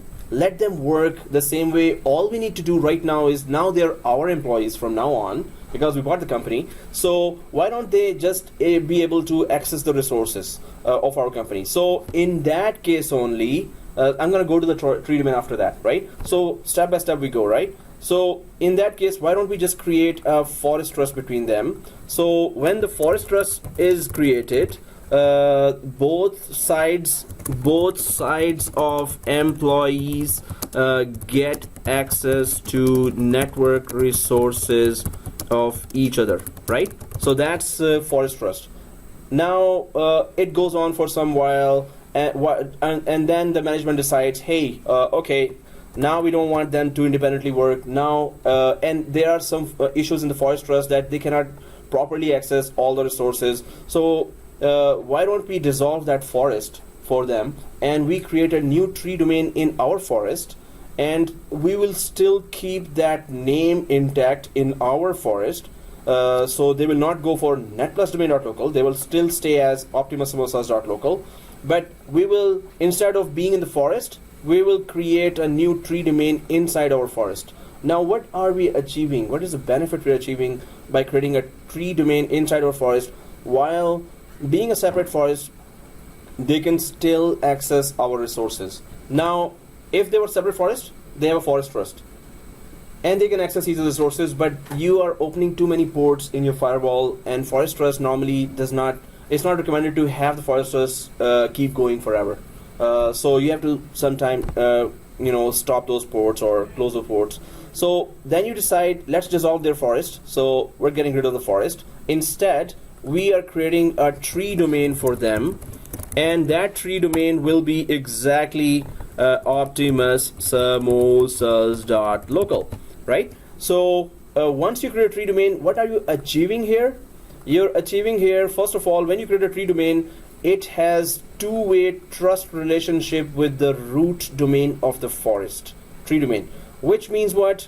Now you don't have to separately create forest trust. You don't have to touch your perimeter firewall to open a lot of ports to create a forest trust. Now that's always a very big deal, that you're opening your main firewall to a lot of other types of accesses.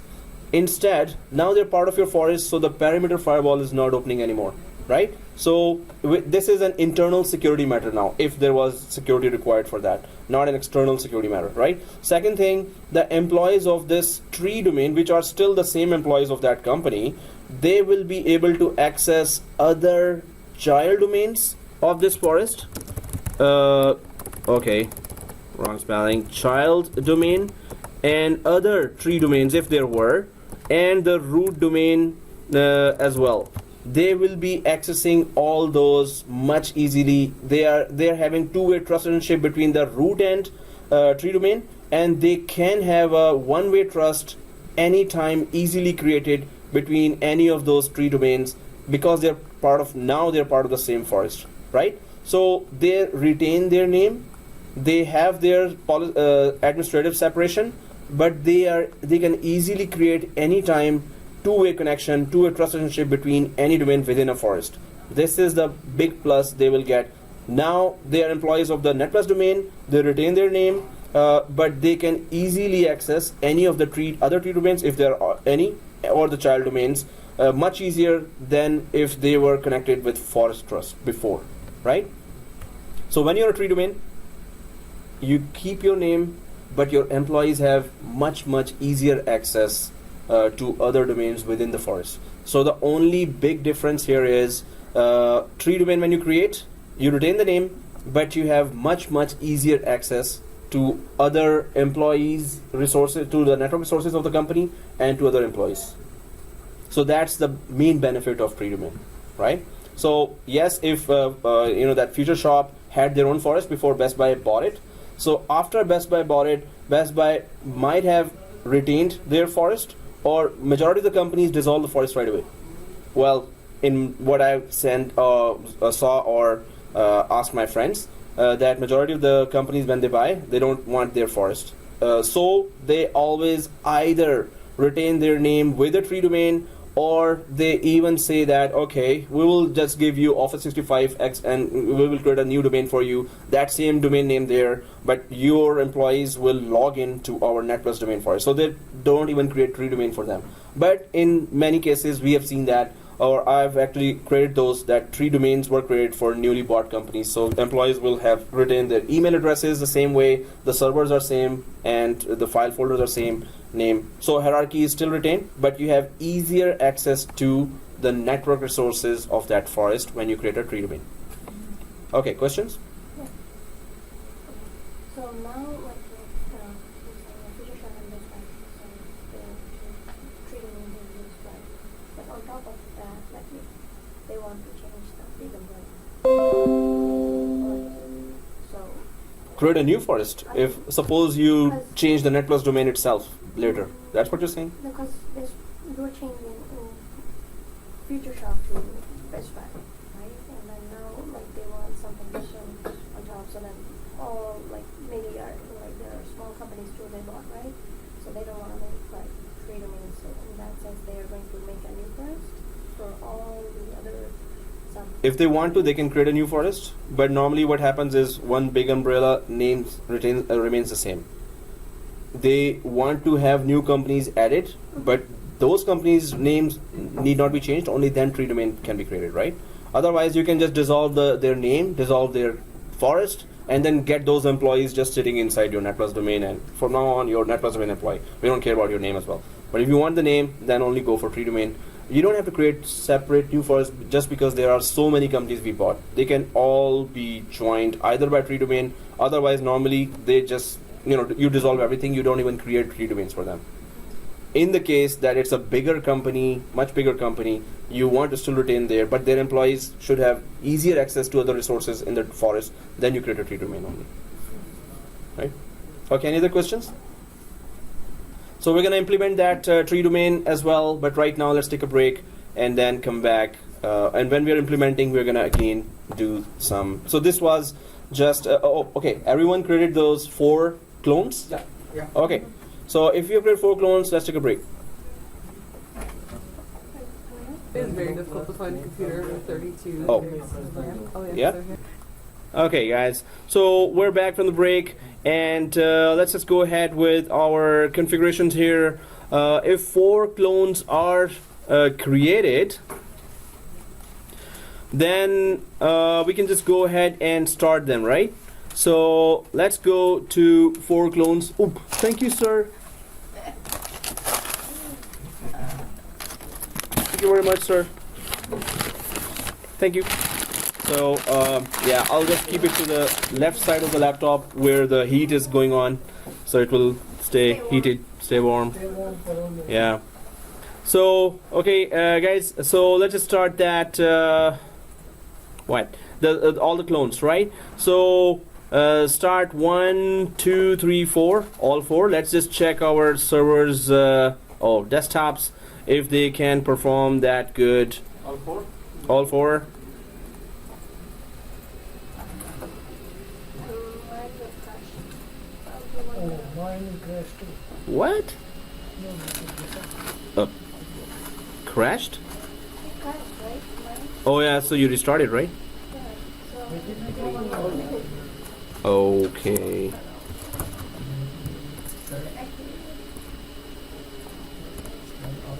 Do we need to change the IP address, sir? Yes, sir. And the IP addresses are the same: 192.168.200.1, 200.2, 200.3. Let me just write them down here as well. So this is the diagram here. So the names are server 01 and the IP is 192.168.200.1, 255.255.255.0. The gateway is that fake gateway we always give, 200.50, and the preferred DNS is 1. So, and also guys, the other tasks on each server is activate it, rename it, and give IP. So guys, these are the tasks we need to do: activate it, rename it, give IP, right? So I'm just gonna control C it and go for second server here. Server 2, IP2, server 3, IP3, and server 4, IP4.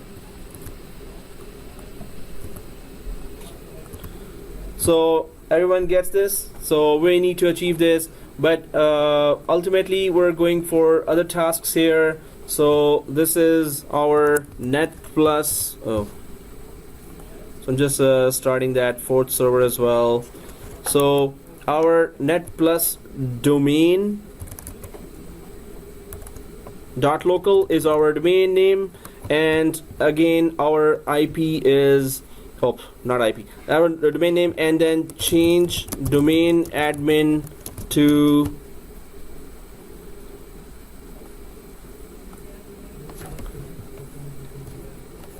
netadmin.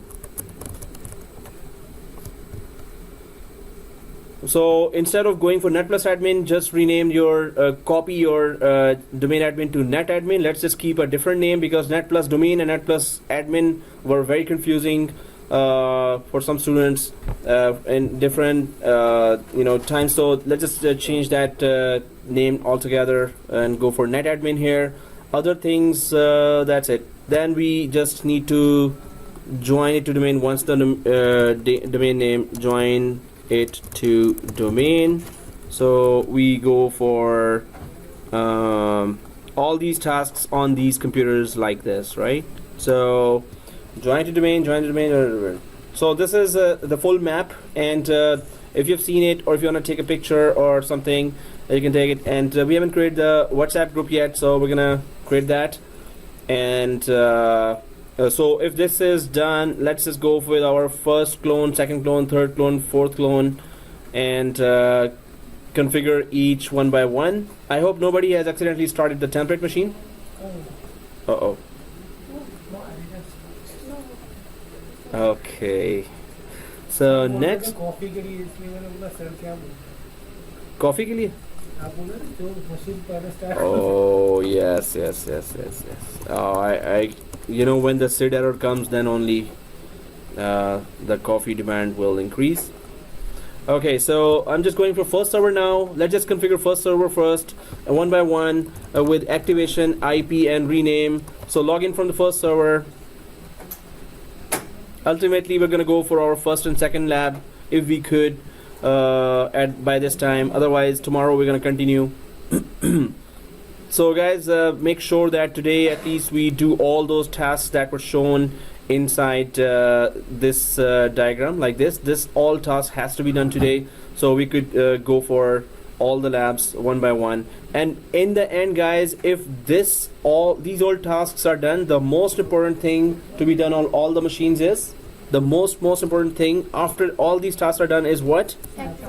Hey, snapshot all of them. Very important, very important, because we can go back. This is the configuration that would be ideal if we wanted to go back to this snapshots, right? But also one more ideal condition is this: if you activate rename IP, rename it and give IP, so at that time also if we take a snapshot, that is also a very good option, right?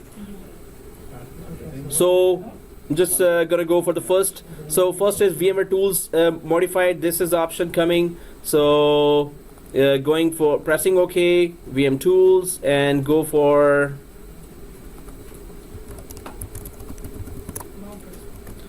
so here once we log in again, then we go for before changing to static IP, we can change it to VMnet 8 instead of VMnet 14 to get the internet connection for the first server, and then we can activate it easily. Then we can change it back to VMnet 14 and give the static IP, right? So I'm just gonna go to the settings of the first machine here, and VMnet 14 is there temporarily. I'm gonna change it to VMnet 8 now. Instead of adding a second network card, I'm going this way as well. So if we change to VMnet 8 instead of 14 temporarily only and press OK, do we get internet connection? Restart what? Just refresh, right? No, refresh.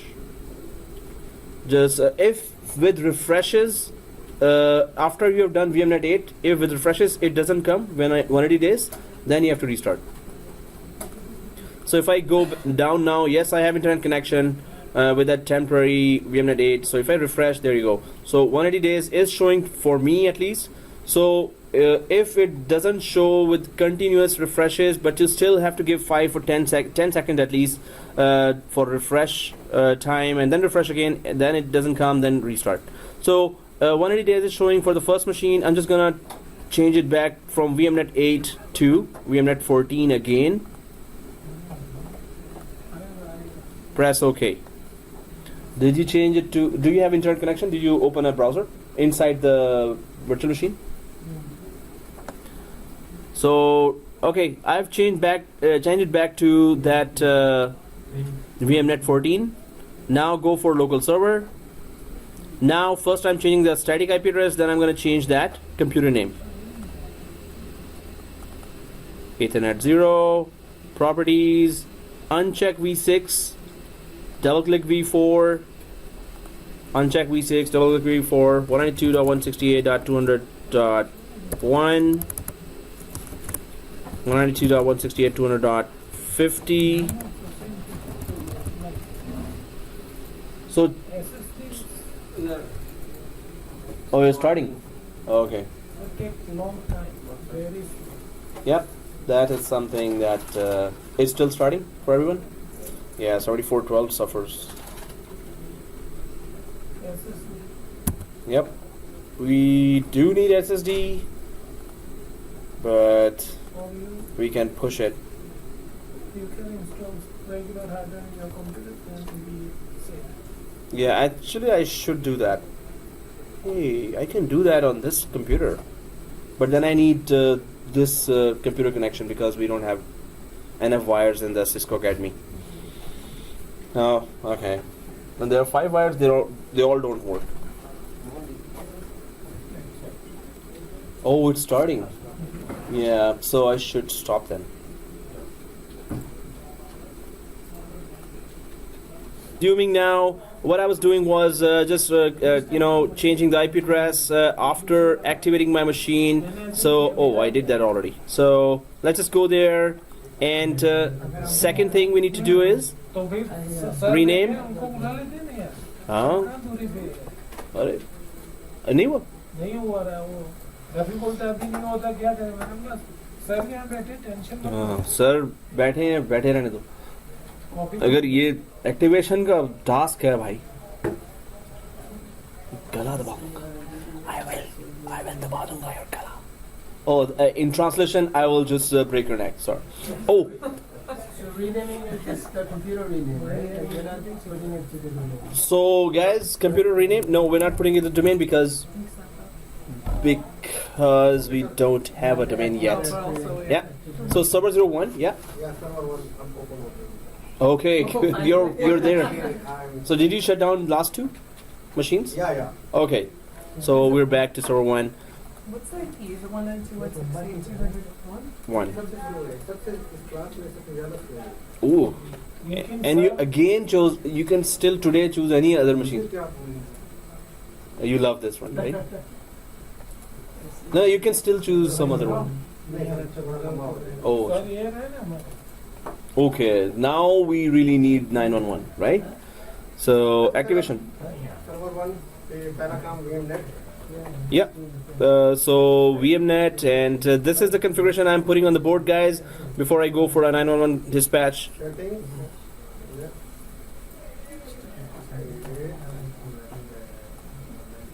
Are asking those questions here. So on the first machine, let's just go there. So on the first machine, I'm just changing the name here. When so if I want to change the name, I will go to computer name here, click change here, and I'm only changing server 1. I'm not joining it to domain. You know why? We're not joining the domain because the domain is not there yet. ADDS not there. the forest and domain is not yet there, right? So we can only change the name right now. So we get the static IP, we activated the first machine, and then we renamed the domain as well. So the one there, and Yasir, Yeah. which task? तो computer name देके OK कर दिया. अभी वो restart mode. Okay. So, but did you give the static IP Yeah. to one, and did you activate the machine? It shows 180 days. Yeah. Okay, then restart. Restart. Yeah. After it shows activate. Sorry. The notepad. Oh yeah. So guys, take a picture of the notepad, or take a picture of me and the notepad, or just take a picture of me and think of all the configuration areas there. So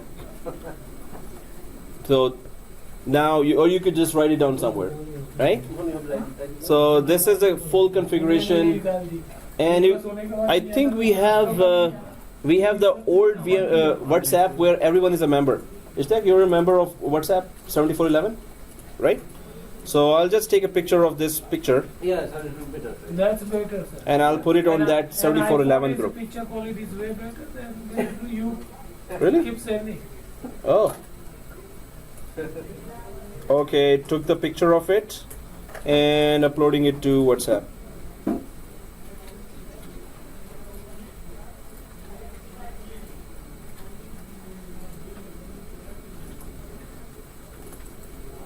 Resuming now. Now going for the first machine, which is restarted. I'm going for the second machine now. First machine, if it is renamed, then we can just restart. Now I'm going for the second machine. So let's just log into the second machine as well. And I accept the agreement, blah, blah, blah. And then we go for that login. And then we go for configuration of second machine. So let's go to first temporarily changing it from VMnet 14 to VMnet 8. Right click, settings, and going for second machine VMnet 14, temporarily changing to VMnet 8. Press OK.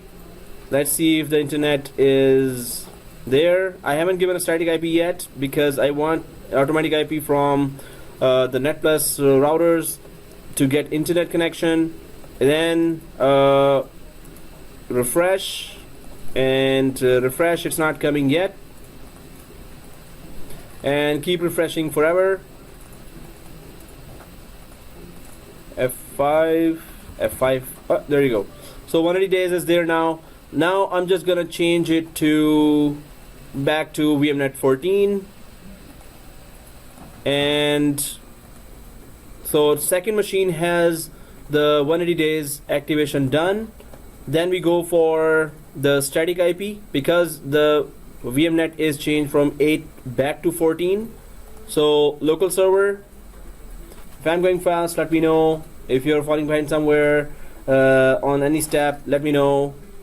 If you're eating something, let me know. No, okay, don't let me know. So let's just go for the static IP here. Ethernet 0, properties, second machine, uncheck V6, uncheck V6, double click V4, going for that second IP 192.168.200.2, 192.168.200.50 for that gateway, and 200.1 for that preferred DNS. Press OK, OK, close. So activation done and static IP done. Now we're going for computer name here. Click change and going for server 02. So server 02 for the second server. Press OK and then restart. So this machine is done as well. Activation, IP, and server name. Right. Now I'm going for the third machine. Is that the main name? We haven't created the Active Directory and domain, so right now we just change the name. Yeah, so just shut down. Yeah, after renaming it, restart. Okay, so server 03. I'm just going for that setting now. Click next. Accept. Yeah. But we have to shut down first now. Yeah. And yeah. So first, second, yeah, it is too slow for 4 machines actually. So yeah, seeing this, I'm just gonna do the lab carefully as well. We're gonna include the first lab as only, you know, that first 2 machines only.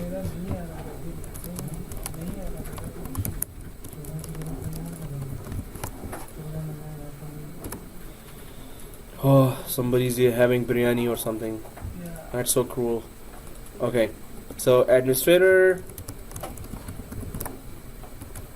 and then we go for third server here, and same drill, going for settings of this server first, and then going for VMnet 8 temporarily. And once the internet comes, then we go for, so the blue bar first shows up, press yes or no, doesn't matter. Now internet is there because there is no yellow triangle there. So I'll wait like 5 seconds and then I'll refresh now. So right click, refresh, it's not there yet.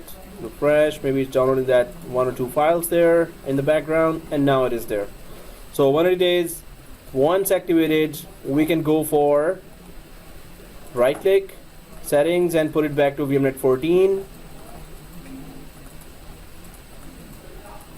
Press OK. Anyone falling behind, let me know. System are very slow. You could put Yeah, it's the same task I'm repeating, so that's why I was. But anyone following? We are reverting back because we went to VMnet 8 for the same network card, right? VMnet 8 give us internet. Then we activate, right? Then actually we need to communicate with each other, so we go back to VMnet 14 on all machines. There will be, so temporarily only VMnet 8. Anyone falling behind, let me know. If you miss the next step, let me know, right? So if you know the steps, keep going. But like next step means what? I didn't get the joke. So if you miss wherever you are, whichever step you are, so you can ask me at that time, or I could just let me know if you want me to wait and have that coffee. Yeah, please. You want me to have that coffee? Yeah. Okay. So which server are you at? Server 1. Server 1. And I'm what? done. And that for- I'm done. 4. Okay. Rename snapshots. as well. Yeah, you. Okay. And this is Grandpa working on. And this is the slowest actually. Yeah. This is Officially, this is the slowest. This is now officially slow. Uh-huh. So you're on server 1 doing what? Server 1, now I'm coming server 2 just now. Okay, so server 1 is restarting? Yeah. You did not shut down the other 2 machines, right? No. Okay. You wanna keep going this way. So obviously it's gonna be slow. But when we go for the lab, 4 machine lab, then only we're going to be careful. Oh. And it is NTOS kernel. Server can, It was doing the same thing, so I deleted from the desktop and I did the same thing again. I created a new clone, server 3. So this is the second time I'm creating the same clone and then it's good. Yeah, this computer, if you got that blue screen once only even, this means the RAM is not stable. That was intense. Yeah. But anyway, so it is this computer. I think you should not use that. So we need to change that RAM again. They changed it back though. Huh? They did change it back.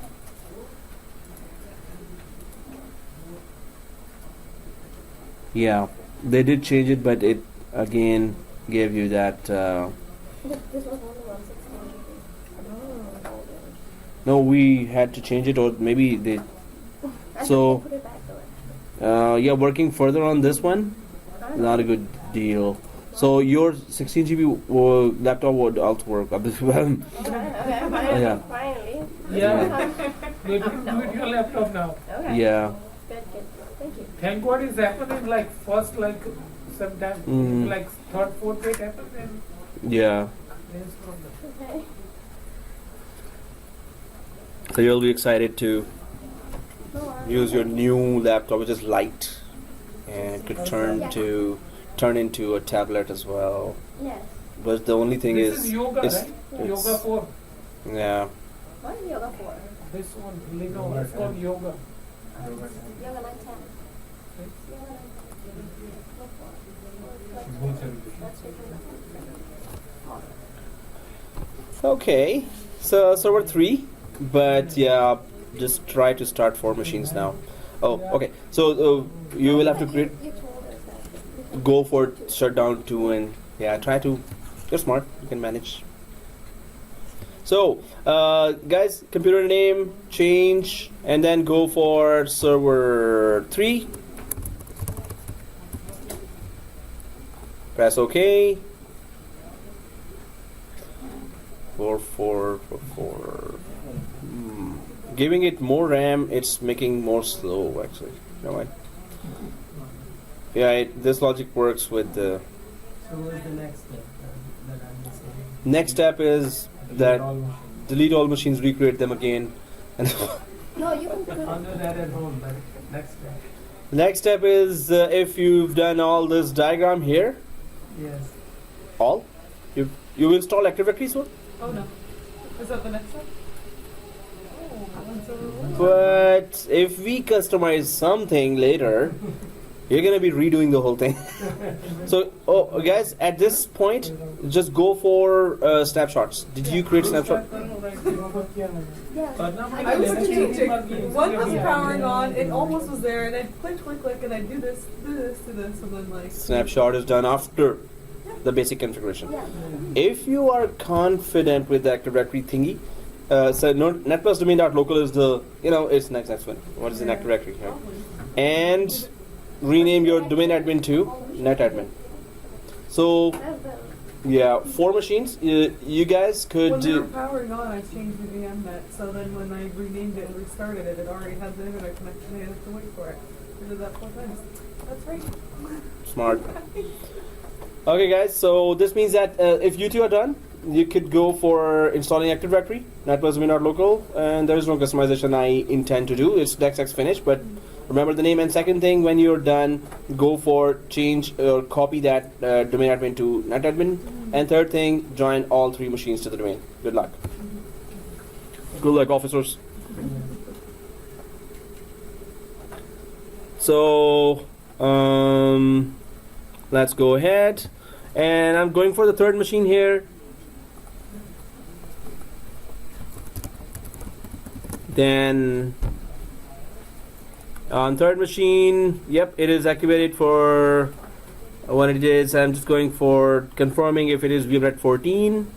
And you know what, I'll just quickly do that and then see who's stuck where and help out. So at least today we achieved that. So server 03 here, local server.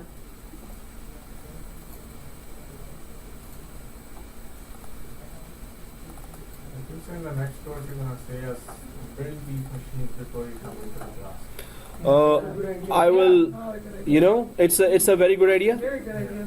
If 2 or 3 machines are not ready, those students will stop the class. And this happened to me 3 or 4 times. I don't And think I so. said, I'm ignoring you, and they said, whoa, why are you ignoring us? We're not with you. So, No, what? but that's Mhm. We have a video for that one for Oh. class, right? So they can, like anyone who's fall behind, you can check it from there. Yeah, but Canva they don't. They don't. They can, they don't do it. Video is kind of. You cannot ignore students when, even if they're not working, right? They will, you know, create, although it's their fault, total their fault, they will still say, okay, we didn't do it, sorry. They will say sorry, apologize. What good is that apology, right? You're wasting your class time now.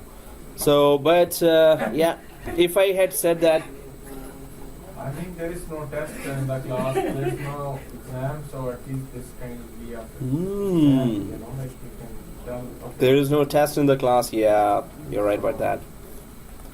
So, When you're taking no, I said that, I did that, but, Mayor? Are you taking tests? Yeah, that is what. Well, not Evaluation? Yeah, custom lab. Seriously, yeah. just take some tests. Yeah, that custom lab, the promised one, the AWS, it's just piling up.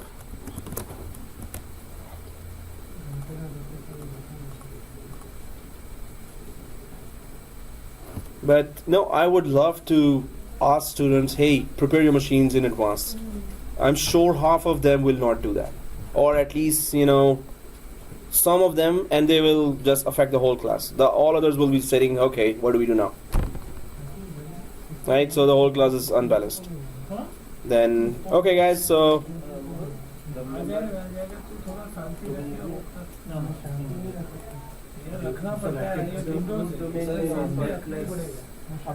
sorry? Yeah, Netplus to be not. So I sent it on the WhatsApp as well. That's the root, right?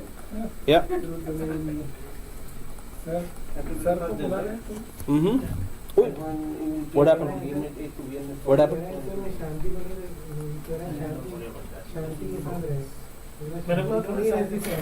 शांति के साथ रह सकता हूँ लेकिन शांति से नहीं रह सकता। Sharing के साथ. अच्छा.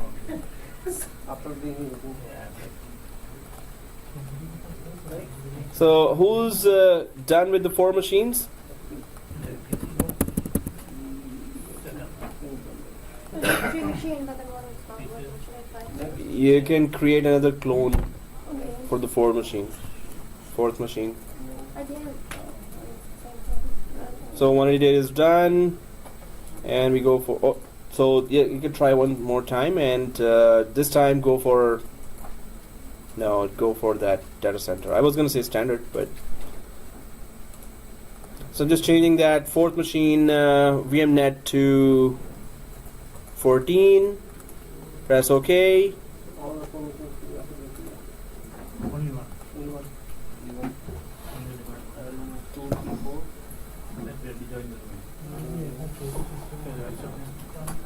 Oh, okay. So then we go for rename or static IP first. Properties, uncheck v6, double click v4. Promote to a domain controller and then run a DC promo connect. DC promo, run that. Exam question. Was it? Yeah. DC promo? Yeah. First Now make we it a see. domain controller and then run DC promo. Yeah. It's Oh, gonna question. remote. Yeah, it's question number 41 or something like. I remember that question. DC promo. Wow. Serious. It's gonna remote. It said that. So what was the answer? Well, that's what will happen right now. We will promote it to domain controller, Mm-hmm. and once it's been promoted, we're gonna run like DC promo command. It's gonna remote it. Yeah. So we can do it in 2012, right? Yeah. We can? I mean, that's, I'm just saying. Oh, but I was thinking that. Yeah. Yeah, we can try even now. Yeah. But yeah, DC promo doesn't work on 2012. But maybe the question was confusing us. Yeah. Oh, okay. Teacher की आवाज नहीं आती teacher को भी देता हूँ तो बात कर Hmm. Teacher. Teacher. वो भी चेक करते हैं Okay, guys. So the 4 servers are done. आवाज आएगी नहीं टीचर की वो बोल रहा है टीचर की आवाज नहीं आ रही मैंने बोला अभी आवाज आ गई तो बोलता है Who's that? Ali Oh. Okay. Ali just comes inside and hey, I need that file. yeah Okay. I'm like, do you know there's a class? No, I need the file. So he just stands on top of it. And the class is going on. So okay guys, so the 4 machines are done. Yeah. Full name and the static IP. Admin. And- Admin, right? Activation, Yeah. Is it Okay. net admin or Netplus admin? net admin. So don't go for Netplus admin. It was confusing for many in the last class, right? Oh. That they were putting in the domain name Netplus admin, and where they were supposed to put username, they were putting Netplus domain dot local. So let's just totally change that. So it's in the WhatsApp and it's on the board again. So it's net admin now. Net admin. Right? So I'm just confirming. Okay, sure. Thank you. So net admin now 4 machines who are done. Is that you're done? 4 machines? 4 machines, 3 machines done. 3 machines done. Mohan? 4? All 4? You're going for Active Directory? Yeah. Okay, good. Yeah. Rakesh? only 3 4 2 and Okay. And Rafi? Domain dot local. It's okay, I'll do it, sir. Hey, that's confidence confidence. See the confidence. You don't want to tell which machine you're on, right? So, Noman? Oh, done. Okay. So, yes, sir? Done? Sir? Azhar, sir, Azhar. I'm doing it on the campus mission. what Okay, I'm gonna jump from the 4th floor. Okay, so I'm He said not do that, but you will do it on the tablet. 1.5K. हमको एक दिन में आराम से खबर के Say. Oops. I think I should. Doing now, guys. Server 1, administrator, and I'm just gonna log in now and go for that Active Directory. Make sure we have VMnet 14, not VMnet 8. Yeah, we have. So let's just go for that dashboard and add roles and features, and click next for the Active Directory. yeah 14 VMnet 14. yeah Okay. So okay, on the first machine, first we are installing add the dashboard and just the binary files, add roles and features. Let's go there. Everyone there? yes Those were following. Next, and of course role. We just need to go for the ADDS role, right? Next, next, Active Directory domain services. That is the one we are selecting, right? Come on, you're there. And Yasir, there. Rakesh, there. I'm installing half Then you install, right? Okay, good. And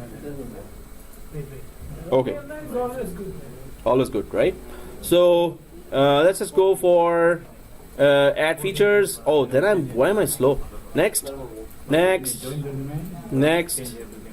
restart. Yes, install.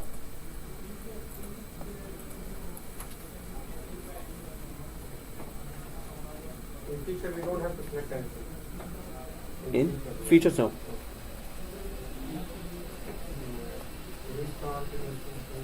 So next finish, right? Just put the domain name correctly, that's all. The rest is next finish. Oh, it's not domain name yet, it's just next finish, sorry. Check mark the restart. Yeah. So do we have that promote this server to a domain controller? Not here. Okay, Numan? Okay, you're there? Okay. And others, Istiaq and Mohan? Done? Active Directory? Oh wow, okay. Shamin? Active Directory? Installing Active Directory? Okay. So promote the server to a domain controller, and then we just go for add a new forest. And then we go for net plus domain dot local. It's not case sensitive. Net plus domain. Okay, so we're all okay. Next. Why am I going slow? And then the password here.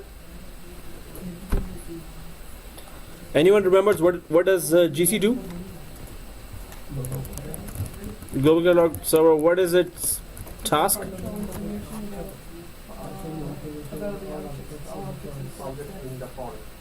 Okay, and what does it do? So that's the definition of GC, forest wide search. Yeah, forest wide search. Yeah, and user logon, right? So anyone, yeah, back option.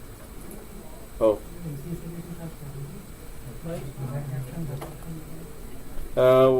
Which one? Backer? First one option there. Even this? Okay. So yeah, I did not go for RODC. You know why? It's read only domain controller, and we cannot click it. So next, and nothing here, right?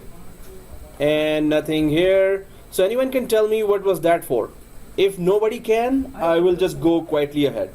I like this a lot because I shortened it to NPD and I don't know, and 411, and then in some cases it actually was shorter, so it'd be like NPD, you just type it. But it's the name that other devices can search you by, so the shorter it is, the better for me. Is that true?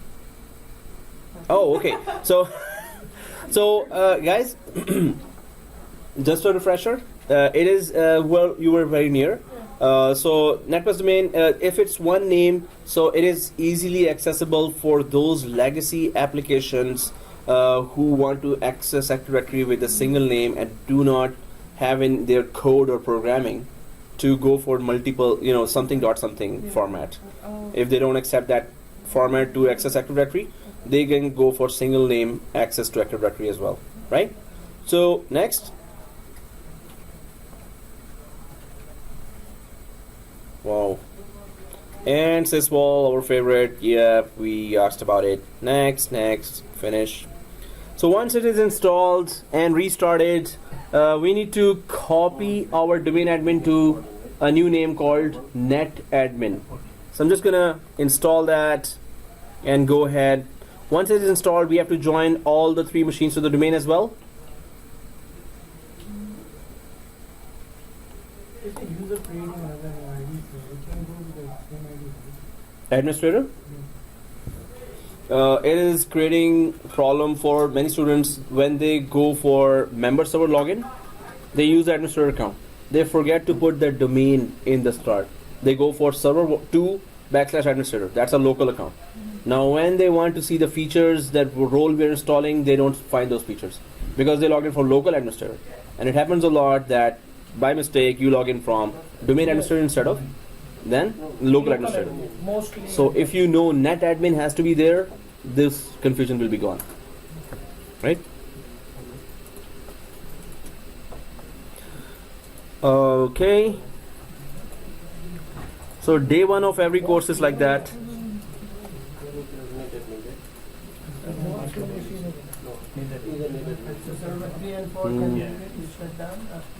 So it shut down last machine at least. We don't need that. So if you have configured everything, then take snapshot of every machine, and yes, you can leave home early. Oh, okay. Yeah, you can shut down then. So tomorrow we start our first, second, third lab. But We don't have for to connect tomorrow, all the machines to that? so join, if you can go if you have joined the machines to this domain. All the machines have to be joined to the domain. Just take 5 or 10 minutes extra and try to join every machine to the domain. Tomorrow we're not going to use all 4 machines. We're going to just go for first 2 machines and do all the labs there. Only for failover clustering, we're going to first adjust our memory for all the machines, and then we're going to go for another way which will be much faster. So make sure before going you have joined the domain, all the machines.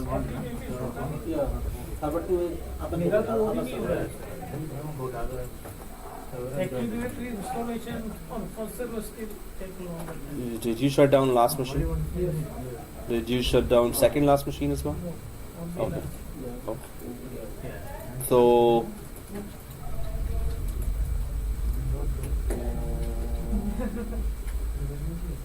is that Jumanji.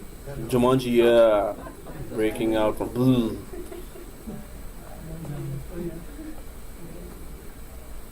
Wow, for me it's taking forever as well.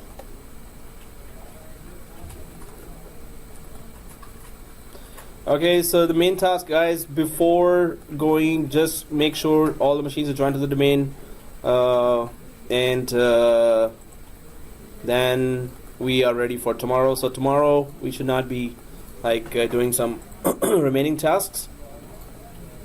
Wow, it's taking forever.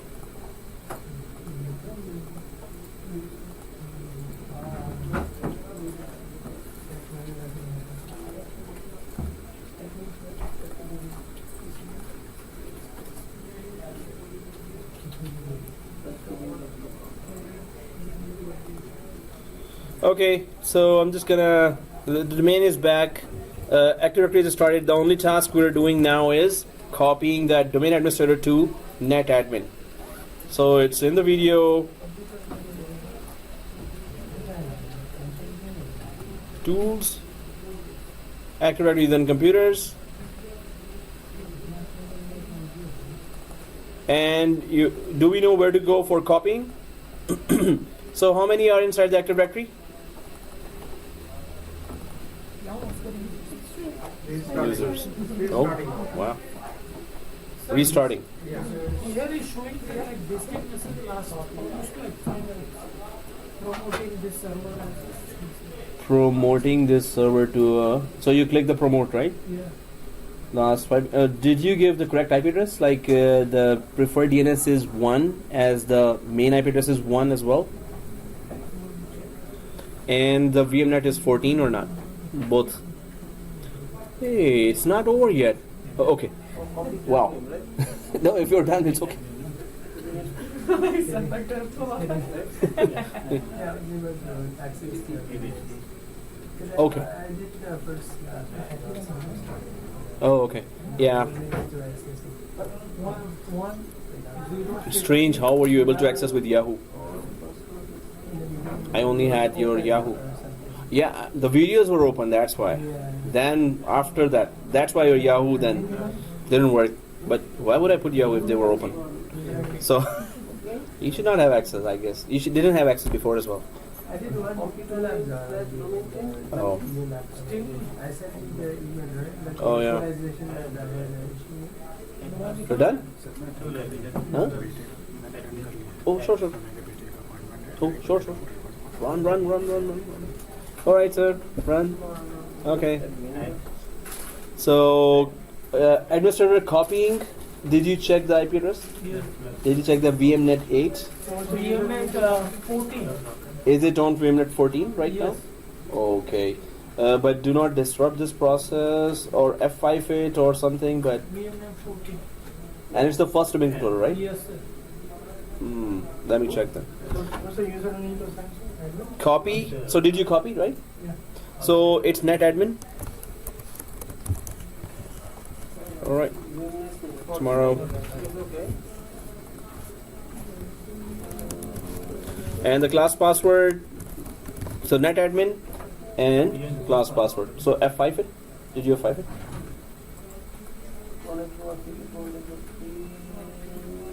Well, netadmin is there, and I need to join all the users computers domain as well, because I would also wait for this, and I don't know why it would take forever.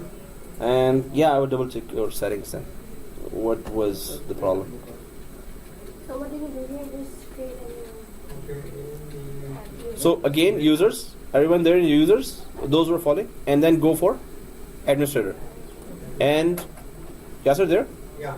And right click, Right click. copy, Copy.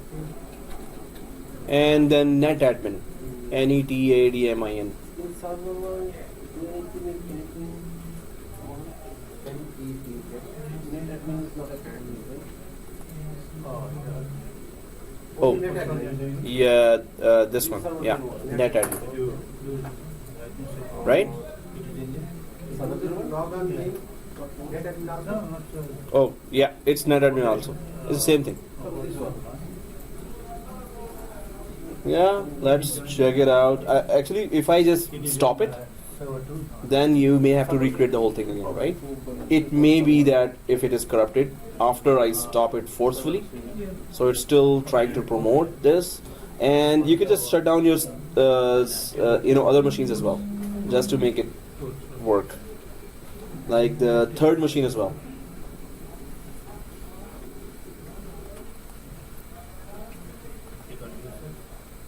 उसके बाद password and confirm password. Yeah, And we have to check mark anything.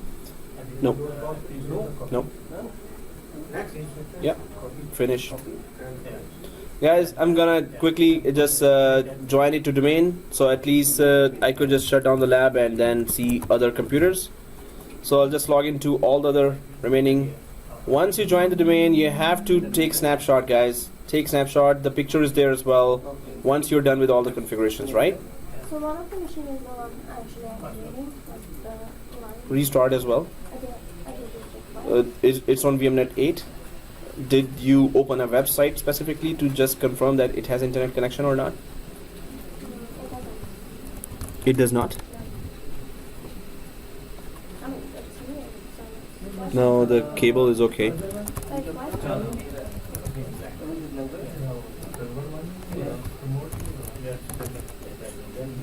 Now yes. Huh? Not promoting?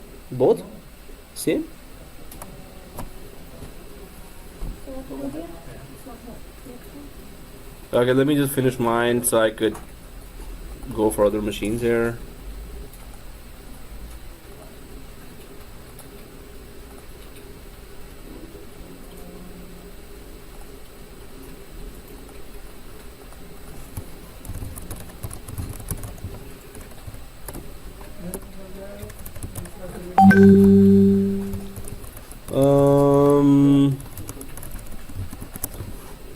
This is server 1, right?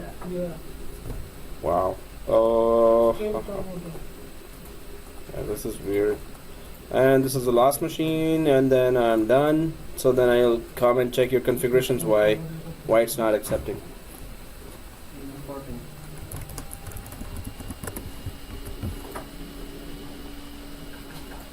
Okay, all four should be joined with the domain controller. Yep. So your promotion is done and everything? Yeah, I'm just joining and then I'm gonna create the user. You were just saying the promoted, you're still on promote. It's done, right? Yeah. Oh, Number one has been promoted. His phone is not. okay. So, and you create the new NetAdmin as well? I will create that Oh. one. I'm just on the administrator. I'm just on the Okay. as an administrator. Okay.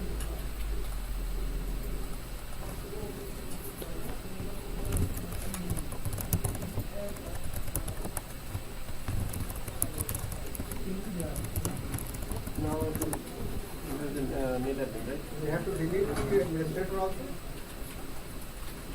Disable, but don't delete it. Don't delete it. No, Disable. disable only. Okay guys, mine is done.